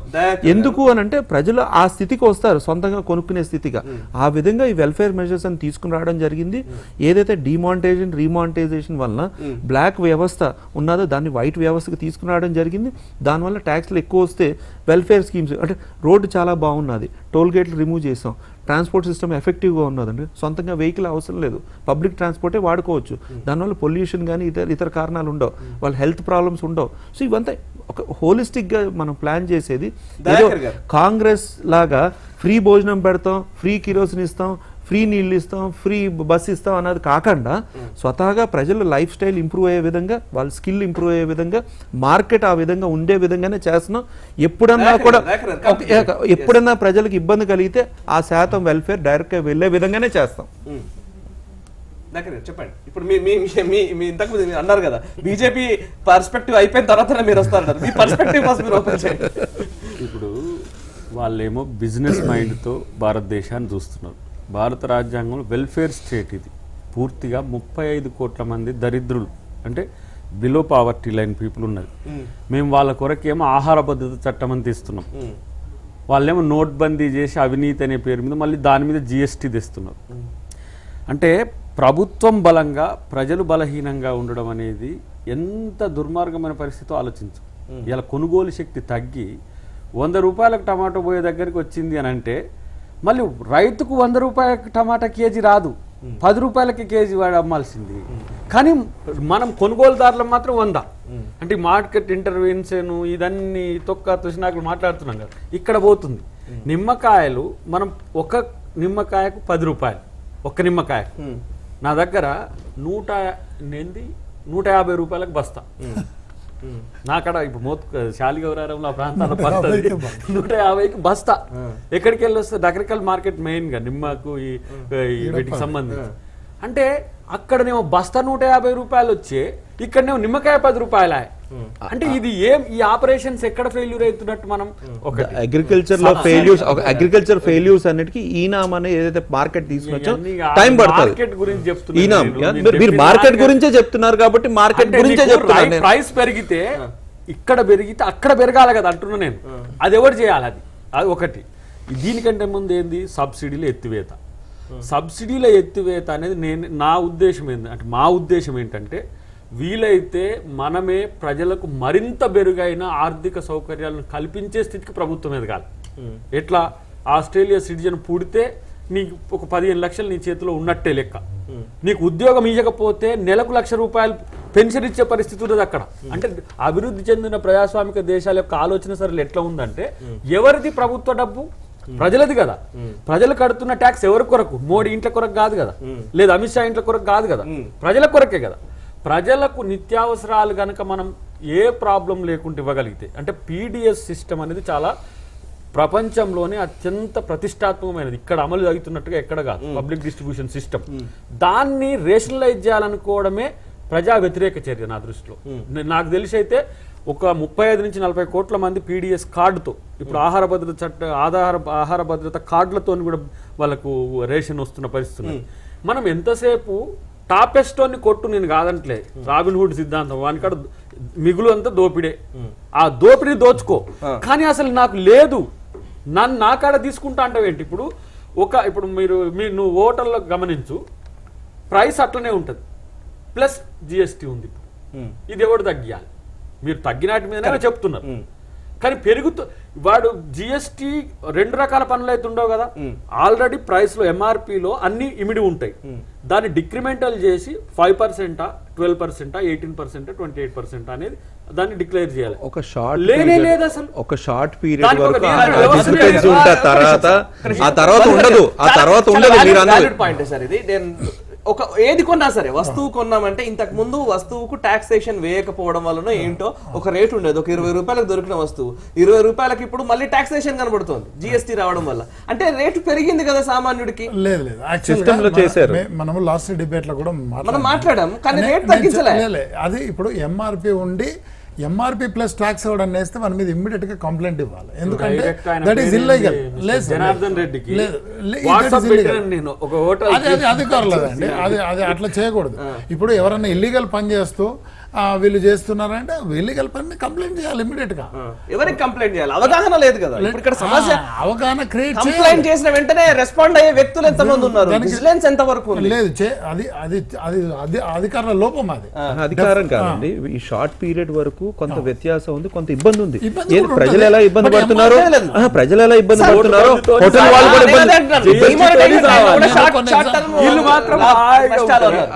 కొన్ని ఎగ్జాంపుల్ చెప్తాను. ఎంఆర్పి ప్లస్ ట్యాక్స్ చేస్తున్నారు. కొందరు జిఎస్టీ రిజిస్టర్ కానోళ్ళు కూడా జిఎస్టీ పెరిగిందని బిల్లు ఏడు జిఎస్టీ వల్ల రేటు పెరిగిందని చేస్తున్నారు. మోసాలు అవి, వాటిని రిపోర్ట్ చేయాలి. దాన్ని అగ్రీ విత్ సార్. మీకు తెలుసు, నాకు తెలుసు, లేదా ఇక్కడ ఉన్న నాయకులకు తెలుసు, సామాన్యుడికి ఈ విషయం తెలియలేదు కదా. అదే మరి ఇది అవునేమో అనుకుంటారు. ప్రభుత్వం ఉన్నంత స్పీడ్ గా ప్రభుత్వ అధికారులు లేరు. అలసత్వం నిర్ణయాలు తీసుకోవడంలోనే ఆగిపోవచ్చు. నేను అడిగేది ఒకటి, ఆల్రెడీ ఇదివరకు మ్యానుఫ్యాక్చరింగ్ అయినాయి కాబట్టి ఎంఆర్పి అని పాత ప్రైజింగ్ ఉన్నది. పాత ప్రైజింగ్ ఉన్నది కాబట్టి అది అమ్ముకోవాలి కదా వాళ్ళ స్టాక్. ఇప్పుడు ప్రజలు అంటే కొనుక్కునేవాడు కాదు, అమ్ముకునేవాడు కూడా ప్రజలే. వాడందరూ కరోడ్పతిలు ఏం కాదు. వాళ్ళకి పాత ప్రైజింగ్, పాత ప్రోడక్ట్స్ అన్నీ ఉన్నాయి. అందరూ కూడా పాత ప్రోడక్ట్స్ అమ్ముకోలేకపోయారు ఆ కట్ ఆఫ్ టైంలో. ఆ ప్రోడక్ట్స్ని ఏంటంటే ఇది డిమార్కెట్ చేసి చేయమన్నారు. కానీ వాళ్ళు ఏం చేశారంటే ఆ ప్రోడక్ట్ ప్రైస్ ఎంఆర్పి అలా ఉన్నా కూడా ఏదైతే సాఫ్ట్వేర్ బేస్డ్ అన్ని కూడా మీరు ఏదైనా కోడ్ కంప్యూటర్లో ఉంటుంది ప్రైస్, దాని మీద ఉన్న ప్రైస్ పెట్టి మీరు కొనట్లేదు. ఆ దాని మీద ప్రైస్ అలాగే ఉంది, కానీ మీరు ఒక బిస్కెట్ ప్యాకెట్ 20 రూపాయలు ఉంది ఎంఆర్పి. ఇదివరకున 18 రూపాయలకి అమ్ముకోవచ్చు, 19 రూపాయలకి అమ్ముకోవచ్చు, 20 రూపాయలకి అమ్ముకోవచ్చు. ఈ రోజు ఏంటంటే 16-17 రూపాయలు ప్లస్ ట్యాక్స్ వస్తుంది కింద. మీరు 20 రూపాయల మీద ట్యాక్స్ వచ్చింది అనుకోండి బిల్లులో, తప్పు పట్టచ్చు. ఇప్పుడు అవగాహన కల్పించడంలో ప్రభుత్వాలు ఒక 10% కాదు కదా, యాడ్స్ కాదు అలాని కదా, అలాని కదా, చిన్న షాప్స్ వరకు ఆ ఇబ్బంది ఉన్నది తప్ప మేజర్ 80% షాప్స్, పెద్ద షాప్స్ అన్నిటి కూడా సిస్టమ్ లో సాఫ్ట్వేర్ లో ఉన్నది. చిన్న ఒక వ్యక్తి బిజినెస్ చేసుకునేవాడు. నేను ఒక ప్రశ్న సార్, ఇప్పుడు మీరు చెప్పిన ఇదొక్కటే మాత్రం కాదు, అనేక సమస్యలు ఉన్నాయి. లైక్ మోడీ గారు చెప్తారు ఆన్లైన్ ట్రాన్సాక్షన్స్ చేయండి అని, కార్డు ద్వారా స్వైప్ చేయండి అని చెప్తున్నారు. ఏటీఎం కార్డుల ద్వారా కార్డ్ స్వైప్ చేస్తే 2% అని అక్కడ ఉన్న వ్యక్తి అడుగుతున్నాడు, వ్యాపారస్తుడు 2% ట్యాక్స్ కడతానంటున్నాడు. ఇప్పుడు నేను ఏం చేయాలి? 2% ఎక్స్ట్రా నేను డబ్బులు పే చేయాలి, దాని బదులు క్యాష్ కడితే తక్కువ కదా అనుకుంటాను. నేనేం కాదన్నా. ఒకటి, ఎప్పుడైతే ఈ మ్యానుఫ్యాక్చరింగ్ ఇప్పుడు ఈ రోజు మ్యానుఫ్యాక్చరింగ్ చేసేది ఉంది, జిఎస్టీ ఇన్బిల్ట్ వచ్చేసింది సిస్టంలోకి. మీరు అనుకున్న ఇప్పుడు ఏదైతే ఎంఆర్పి మీరు ఫేస్ చేస్తున్నారు, ఎంఆర్పి కంటే ఎక్కువ అమ్ముతున్నాడు, ఇవన్నీ కూడా ఉండవు. ఏదైతే పాత ప్రోడక్ట్స్ ఉన్నాయో ఆ పాత ప్రోడక్ట్స్కి కొంత ఇబ్బంది ఉన్నది. పాత ప్రోడక్ట్స్ అన్ని ఒక నెలలో అయిపోతాయి, మొత్తం మార్కెట్ షెల్ఫ్స్ లో ఉండవు, మార్కెట్లోనే ఉండవు. ఇప్పుడు కొత్త రేటు వచ్చేస్తుంది. మీరు అనుకున్న విధంగా ఏదైతే 16 రూపాయలు 20 రూపాయలు ఉన్న బిస్కెట్ ప్యాకెట్ 16 రూపాయలే బిస్కెట్, దాని మీద ట్యాక్స్ జిఎస్టీ అని వచ్చింది. సో మార్కెట్ వైజ్ ఇప్పుడున్న జిఎస్టీ ఇంప్లిమెంటేషన్ వరకు 1% 2% ప్లస్ పెరిగింది, లేదా 1% 2% తగ్గింది.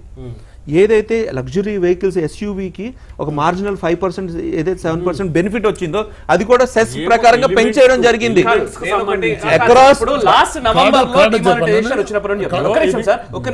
లాస్ట్ నవంబర్ అంటే ఆగస్ట్ వేసుకుందాం, ఆగస్ట్ నుంచి ఈ ప్రక్రియ జరుగుతూ ఉన్నది. లాస్ట్ ఆగస్ట్ నుంచి ఈ ఆగస్ట్ వరకు ఎంత మేర ధరలు తగ్గాయి, ఎక్కడ తగ్గాయి, ఎంత తగ్గాయి, అసలు ఆ విషయంలో క్లారిటీ ఎంతవరకు ఉంది, ఎంతవరకు ప్రజల్లో అవగాహన ఉంది?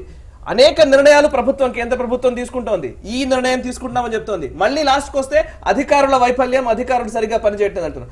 అధికారుల వైఫల్యం ఉంటుందన్న విషయం తెలియకుండా నిర్ణయాలు ఎందుకు చేస్తున్నారు? వ్యవస్థలో ఫెయిల్యూర్ ఉంటుంది, అధికారులు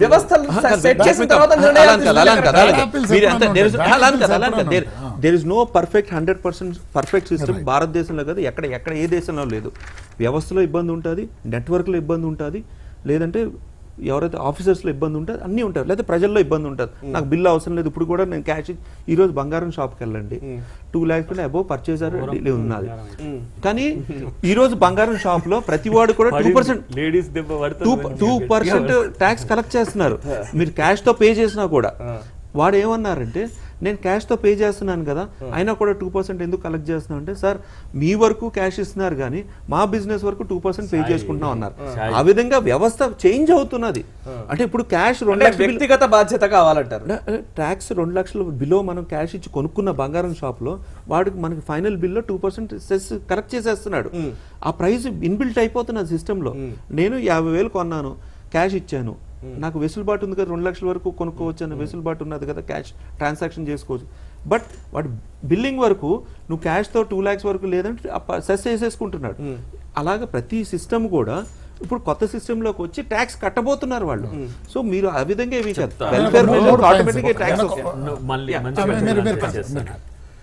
ట్యాక్స్ నెట్లోకి ప్రజల్ని తీసుకురావడం అనేది ఒక డెవలప్మెంట్ యాక్టివిటీని. ఎందుకు అంటే మనం కట్టే ట్యాక్సే మనకు మళ్ళీ రిటర్న్ వస్తుంది, మనల్ని బతికించుకోవడానికి. ఇది ప్రజాస్వామ్యం, కంపల్సరీ, దాన్ని మనం వ్యతిరేకించలే. నోట్ బందీ అనేది దేశ వ్యతిరేక చర్య కాదు. మనం ఇదే ధర్మపీఠం మీద ఎన్నిసార్లు కొట్లాడినాం, నోట్ బందీని ఎవడు వ్యతిరేకించడు. తర్వాత జిఎస్టీ అనేది కూడా మేం చేసిన ఆలోచనే యశ్వంత్ సిన్హా నుంచి కాన్సిక్వెన్స్ వచ్చినాయి. మనం ఎప్పుడు కూడా సిస్టంలో ఉండే అవకతవకల వల్ల ప్రజలకు జరిగే నష్టాల గురించే మాట్లాడుతున్నాం.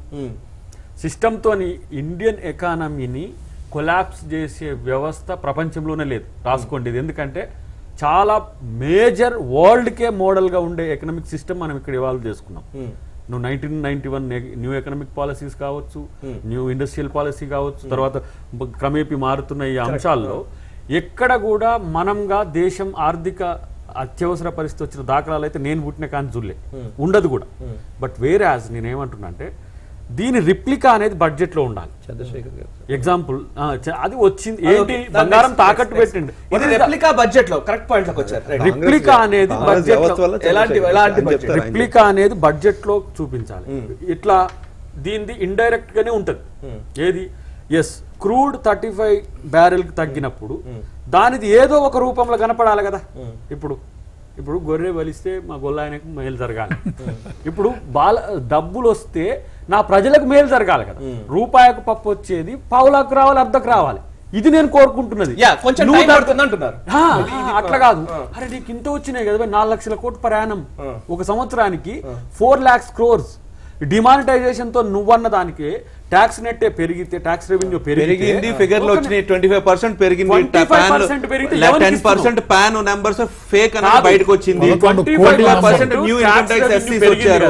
మిగతా ఇన్సెంటివ్ మీరు కళ్ళు తిరిగే విధంగా ఇప్పటిదాకా వచ్చిందని చెప్తున్నారు. దాన్ని ఏం వ్యతిరేకించట్లేదు.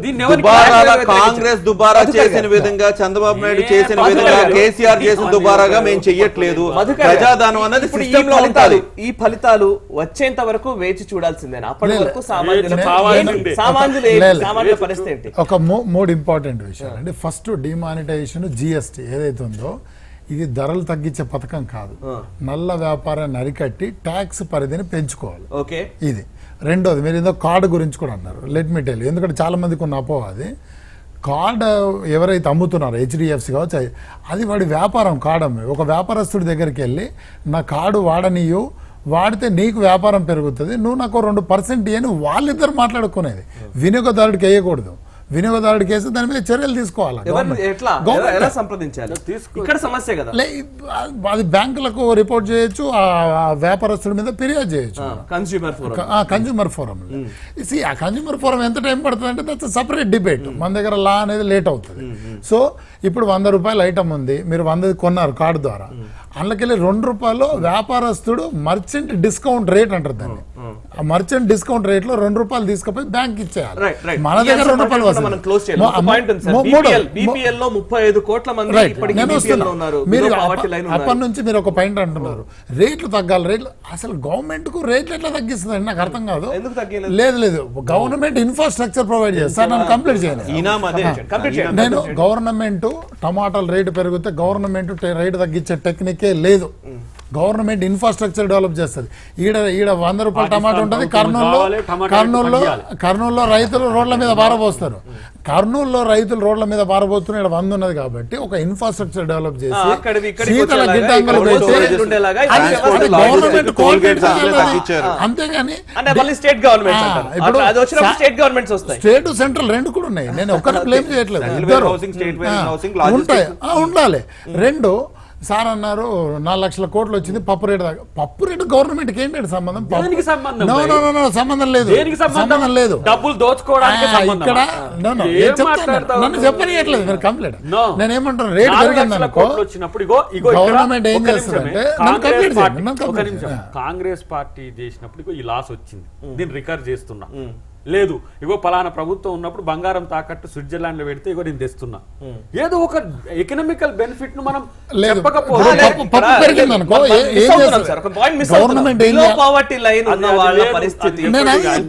కోట్ల మంది ఉన్నారు, వారికి సంక్షేమ పథకాలే ఆధారం పెరుగుతున్నాయి. ఇంకా సంక్షేమ పథకాలు పెరుగుతున్నాయి. ఇంకా ఇప్పుడు ఏది తగ్గట్లేదు. ఇప్పుడు ఈ రోజే ఒక ఏదో కొత్త పథకం విన్నాను, ఇంకా దాని అథెంటికేషన్ ఉందో లేదో తెలియదు. ముస్లిం అమ్మాయిలకు డిగ్రీ చదివితే అంటే కదా నిజమో కాదో తెలియదు, చదివాను. సో అట్లా ఇంకా కొత్త పథకాలు వస్తున్నాయి ఎన్నో. ఇవాళ స్కూళ్ళలో ఇన్ఫ్రాస్ట్రక్చర్ పెరుగుతుంది, అన్ని పెరుగుతున్నది. రేట్ల విషయానికి నేను రేట్ల క్లారిటీ తెలుసుకున్నా. కాంగ్రెస్ గవర్నమెంట్ నాకు ఏంది ఇరిగేషన్ ప్రాజెక్టుల మీద 12% వేస్తావా అని చెప్పి ఆయన కయ్య గుర్తుండి. ఇప్పుడు నీకు అనుకూలంగా ఎవరు ఎజెండా తీసుకుంటున్నారు? కేసీఆర్ కాంట్రాక్ట్ ఎజెండా తీసుకుంటున్నాడు. అది తెలుసుకోమనండి. మనం ఏదైతే అగ్రిమెంట్ సైన్ చేస్తామో ట్యాక్సెస్ ఇవన్నీ కూడా కాంట్రాక్టర్ బేర్ చేసుకోవాలని దాంట్లో క్లియర్ గా ఉంటుంది. ఈ రోజు ఉదయం నుంచి నాకు ఒక కంక్లూజన్ ఇవ్వండి సార్. మీరు అధికారంలో ఉన్నారు కాబట్టి మీరే చెప్పాలి, దానికి ఆన్సర్ చెప్పాలి.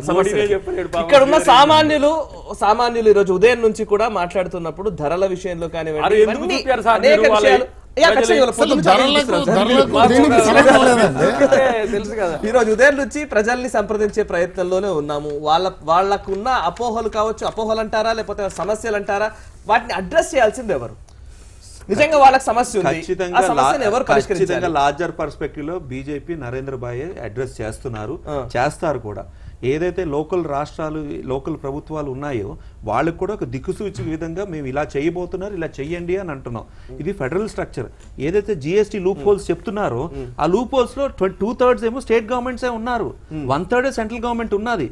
జిఎస్టీలో ఉన్న లూప్ హోల్స్ ఇంప్లిమెంటేషన్ లో ఉన్నవన్నీ కూడా ఆ ప్లాట్ఫామ్ లో 19-20 మీటింగ్స్ అయినాయి. ఆ ప్లాట్ఫామ్ రేజ్ చేయొచ్చు. ఏదైతే ఇందాక మాటల్లో అన్నారు జిఎస్టీ వల్ల ప్రైజుల రేటు తగ్గుతాయా అన్నారు, ప్రస్తుతానికి తగ్గవు, ఒక సంవత్సరంలో ఖచ్చితంగా తగ్గుతాయి. జిఎస్టీ కరెక్ట్ గా ఇంప్లిమెంట్ చేయడానికి కొంత టైం పడుతుంది. సెంట్రల్ గవర్నమెంట్ స్టేట్ గవర్నమెంట్స్ ఏదైతే సెస్ కలెక్ట్ చేస్తున్నారో ఆ పోర్షన్ స్టేట్ గవర్నమెంట్స్ ఇవ్వడం వస్తుంది. కేసీఆర్ గారు సగం తెలుసో తెలీదో నాకు నిజంగా అర్థం కాదు, కానీ ఆక్ట్రాయ్ 8,000 కోట్లు మహారాష్ట్రకి ఆక్ట్రాయ్ లాస్ అయ్యేది. మహారాష్ట్ర ఒకటే అతి పెద్ద రాష్ట్రం, ఆక్ట్రాయ్ మీద ఉట్టి అంటే 18 ట్యాక్సుల్లో ఆక్ట్రాయ్ మేజర్ పోతున్నది వాళ్ళకి, అది తెలుసు, అయినా ఒప్పుకున్నారు. అలాగే చాలా రాష్ట్రాలు పోతున్నాయి, అవన్నీ కూడా రియంబర్స్ చేయబోతున్నారు. ఆ డెసిషన్ ఎవరు తీసుకుంటున్నారు? ఆ 2/3 ఉన్న మెంబర్స్ ఉన్న స్టేట్ గవర్నమెంట్స్. సో రాష్ట్రాలు ఏమి నష్టపోవు జిఎస్టీ ఇంప్లిమెంటేషన్. ప్రజలు నష్టపోతారా అంటారు. ప్రజలకి ఏదైతే రేట్ ఉన్నదో ప్రస్తుతానికి ఆ 1%, 2% ఎక్కువ తక్కువలో ఉన్నాయి, అంతే విధంగా ఉంటుంది. తగ్గడం అనేది సంవత్సరంలో తగ్గుతుంది. ప్రజల భాగస్వామ్యం కావాలి, ప్రజల్లో చైతన్యం రావాలి, వ్యక్తిగతంగా బాధ్యతగా ఉండాలి. ఇవన్నీ కూడా ప్రభుత్వం మొదటి నుంచి చెబుతోంది. ప్రభుత్వం నిజంగా ఆ బాధ్యతాయుతంగా వ్యవహరిస్తోందా? ఇది సామాన్యుడి ప్రశ్న. ఎందుకంటే బడాబాబులకు హెల్ప్ చేసే విధంగా, లబ్ధి చేకూర్చే విధంగానే నిర్ణయాలు ఉంటున్నాయి. ఇక్కడ నుంచి వచ్చిన ఆదాయం అంతా అటు టర్న్ అవుతోంది కానీ సామాన్యుడికి చేరట్లేదు. నిజమేనా? బడాబాబులని ఒడిసిపట్టే కార్యక్రమమే జరుగుతుంది. ఇందాక నేను కంప్లీట్ చేయలేము. రేట్లు డైరెక్ట్ ఐటమ్ వైజ్ గా ప్రభుత్వం తగ్గిస్తుందా అంటే అది అపోహనే, అది తగ్గించలేదు. బట్ సార్ అన్నట్టు జిఎస్టీ 1 year లో ఎందుకు తగ్గుతుంది చెప్పన్నా, బ్లాక్ మార్కెట్ వాళ్ళు వెళ్ళిపోతారు కాబట్టి రేట్లు ఆటోమేటిక్ గా తగ్గుతాయి. అంతేగాని ఇప్పుడు టమాటా పెరిగింది, డైరెక్ట్ గవర్నమెంట్ సబ్సిడీ టమాటాలు అమ్మగలుగుతుంది మా అంటే, అంతకన్నా ఎక్కువ ఇమీడియట్ మార్కెట్ లో 20 రూపాయలు చేయలేదు. గవర్నమెంట్ ఇంటర్వ్యూన్ అయ్యి బ్లాక్ మార్కెట్ ఎవరు చేస్తున్నారు, ఎక్కువ ఏ చోట ఎక్కువ దొరుకుతుంది అన్నట్టు కర్నూలులో ఉన్నాయి, తీసుకొచ్చి హైదరాబాద్ అమ్ముతారు. బ్లాక్ మనీ పోతే విదేశీ ఉగ్రవాదం తగ్గుతున్నది అంటే ఎంత వాస్తవం ఉన్నదో వీళ్ళు తగ్గింది. సార్ నేను లెక్కలు చూపిస్తాను. అన్నది ఖచ్చితంగా తగ్గుతుంది. కాశ్మీర్ ని హైదరాబాద్ లో ఎలా విధంగా ఉన్నదో లేకపోతే విజయవాడ ఎలా ఉందో అదే విధంగా కాశ్మీర్ లో కూడా ఉండేటట్టు చేస్తాం. ఒక విషయం, ప్రజలు బాధ్యతాయుతంగా ఉండాలి, పన్ను కట్టాలి. ప్రజలు తమ వ్యక్తిగతంగా కూడా కొంత నష్టపోయిన త్యాగం చేసిన దేశం కొరకు చేయాలి. ప్రజలు అన్నిటికీ త్యజించాలి. మీరు మాత్రం డిమానిటైజేషన్తో వచ్చిన సర్ప్లస్ చెప్పరు, లేదంటే జిఎస్టీతో వచ్చే ఆదాయం చెప్పరు. ఇదంతా ఎటుపోతుందో కూడా వాడు అడగొద్దు. ఎందుకంటే అది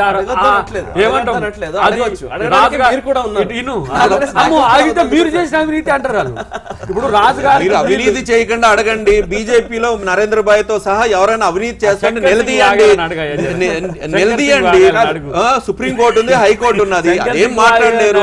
ఇష్యూస్ నెంబర్ 1 గా, నెంబర్ 2, నెంబర్ 3 విధంగా ఇంప్లిమెంట్ చేస్తున్నాం. మీరు కంగారు పడదు. ప్రజలకు ఏదైతే డ్రాస్టిక్ గా రేట్లు తగ్గాలో అది జరుగుతుంది. ఈ భారతదేశంలో జరుగుతుంది ఖచ్చితంగా. ఎలక్షన్ తో సంబంధం లేదు. జిఎస్టీ డిమానిటైజేషన్ ఏ దేశం కూడా చేయలేకపోయింది, చేసింది కూడా ఫెయిల్ అయింది. అనేది అవినీతికి మించిన జాడ్యం. అసమర్థుల పాలనలో సమస్యలు పెరిగితే ప్రజలు 3 చెర్ల నీళ్లు తాగుతారు. ఇప్పుడు అది పరిస్థితి. సామర్థ్యం పెరిగిపోయిందనే అహ్మద్ పటేల్ కూడా ఓడిపోతున్నాడు. పక్క రాష్ట్రాలు కూడా ఓడిపోయింది. అందుకనే మా సామర్థ్యం పెరిగిపోయిందనే అడ్మినిస్ట్రేషన్ కూడా మేము అదే విధంగా చేస్తాం. పంజాబ్ లో ఏదైతే వ్యతిరేకత వచ్చిందో అది ఎక్కువ శాతం మా పార్ట్నర్ మీద వచ్చింది. అది కూడా లేకుండా చేయడానికి మా బాధ్యత. నేను చెప్పేది విను. ఒక్కటి, ప్రజల నుంచి వచ్చిన రిపోర్ట్ను కూడా మీరు మాయం చేసి ప్రజల నుంచి వచ్చే ఫీడ్బ్యాక్ను కూడా ఈరోజు మీరు దాన్ని గౌరవించే స్థితిలో లేరంటేనే మీ మొండితనం, మోడీతనం అర్థమవుతుంది. ప్రజలు ఇప్పుడు ఏం సపోర్ట్ చేయరు. ఈ బ్యాంకుల్లో డిపాజిట్ చేస్తున్నప్పుడు సేవింగ్స్ అకౌంట్స్ విషయంలో అయితే సేవింగ్స్ ఎవరైనా చేసుకుందాం అనుకుంటే గనక అక్కడ ఇంట్రెస్ట్ రేట్లు తగ్గిన పరిస్థితి. ఇంట్రెస్ట్ రేట్లు తగ్గడం వల్ల నా సొమ్ము నేను దాచుకోవాలంటే గతంలో వచ్చిన లాభానికంటే ఇప్పుడు తగ్గిపోతుంది. దీని వల్ల సమస్య ఉందని కూడా అడుగుతున్నారు. సమస్య కాదు, మీరు దీని ఒకటి ఆలోచించండి. రైట్, ఇప్పుడు ఇంట్రెస్ట్ రేట్లు ఎక్కువ ఉన్నాయి అనుకోండి. ఇప్పుడు ఫిక్స్డ్ డిపాజిట్ల మీద ఒక వ్యక్తి ఫిక్స్డ్ డిపాజిట్ చేసుకున్నాడు, ఆయనకు బ్యాంకు 5-6% ఇచ్చింది అనుకుంది. ఈ 5-6 ఎక్కడి నుంచి వస్తుంది? ఎవరో ఒక వ్యక్తి లోన్ తీసుకొని వ్యాపారం చేసి అందులో సంపాదించి ఇస్తున్నాడు, అందువల్లే వస్తుంది. బ్యాంక్ ఏం ప్రింట్ చేయట్లేదు. సో ఎక్కువ వడ్డీకి లోన్లు ఇస్తే రేపు పొద్దున వ్యాపారాలు కుప్పకూలిపోతాయి, జాబ్స్ పోతాయి. ఇంట్రెస్ట్ రేట్ తగ్గాలి, ఇంకా 2% తగ్గే అవకాశం ఉంది. ఇప్పుడు 6లో ఉంది, 4కు వస్తుంది అది. సో ఇంకా ఎఫ్డీల మీద తగ్గబోతుంది. World standard. మీరు యూరోప్ యుఎస్కి వెళ్ళండి, 4% ఉంది. జపాన్ లో 0 ఉంది. జపాన్ లో సేవింగ్ అకౌంట్ ఉంటే మీరే డబ్బులు కట్టాలి.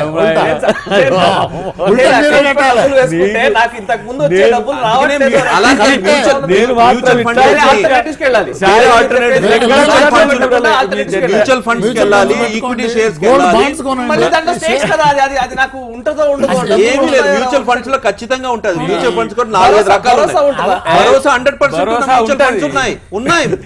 మార్కెట్ లోకి బిజినెస్ లో డబ్బులు వస్తాయి, మార్కెట్ అవుతుంది. చర్చ గొడవపూర్వకంగా జరగడం వల్ల ప్రజలకు ఇబ్బంది అయిద్దని చేస్తలేం, కానీ అన్డిక్లేర్డ్ ఎకనామిక్ ఎమర్జెన్సీ పరిస్థితులు రాబోతున్నాయి. దాన్ని ప్రికాసివ్ స్టెప్స్ తీసుకోకపోతే ఆ కాంగ్రెస్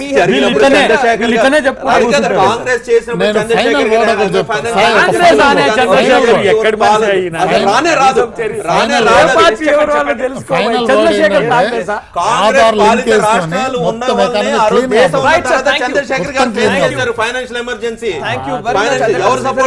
దయాకర్ గారు, అదేవిధంగా మధుకర్ రెడ్డి గారు చర్చలు పాల్గొని మీ అభిప్రాయాలు మొత్తం పంచుకున్నందుకు. భారత్ టుడేస్ రిపోర్ట్ ద్వారా సామాన్యుల సమస్యల్ని తెలియజేసే ప్రయత్నం చేశాం. దానికి ప్రభుత్వం చెబుతోంది ఏంటంటే ఇప్పటికిప్పుడు ఒక లబ్ధి చేకూర్చే విధంగా ప్రభుత్వ నిర్ణయాలు ఉండకపోవచ్చు, రాబోయే రోజుల్లో ఖచ్చితంగా సామాన్యులకు న్యాయం జరిగే విధంగా, వారికి ధరలు అందుబాటులోకి వచ్చే విధంగా చర్యలు ఉంటాయి అనేది భరోసాగా చెప్తూ ఉన్నారు.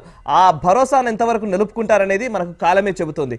ఆధార్తో అన్నిటినీ అనుసంధానం చేయడం వల్ల ఇప్పుడు సబ్సిడీ విషయంలో కూడా ఒక ముఖ్యమైన సమస్య ఏంటంటే ఆధార్తో లింక్ చేయడం వల్ల సబ్సిడీ పోతోంది, సబ్సిడీ లేకపోవడం వల్ల సమస్యగా ఉంటుంది అని అంటున్నారు. కానీ డబ్బున్న వాళ్ళకి మాత్రమే సబ్సిడీ పోతుంది, కానీ సామాన్యుల నుంచి సబ్సిడీ తీసివేసే ధోరణిలో ప్రభుత్వం ఆలోచించట్లేదని ప్రభుత్వం చెబుతున్న పరిస్థితి ఇది.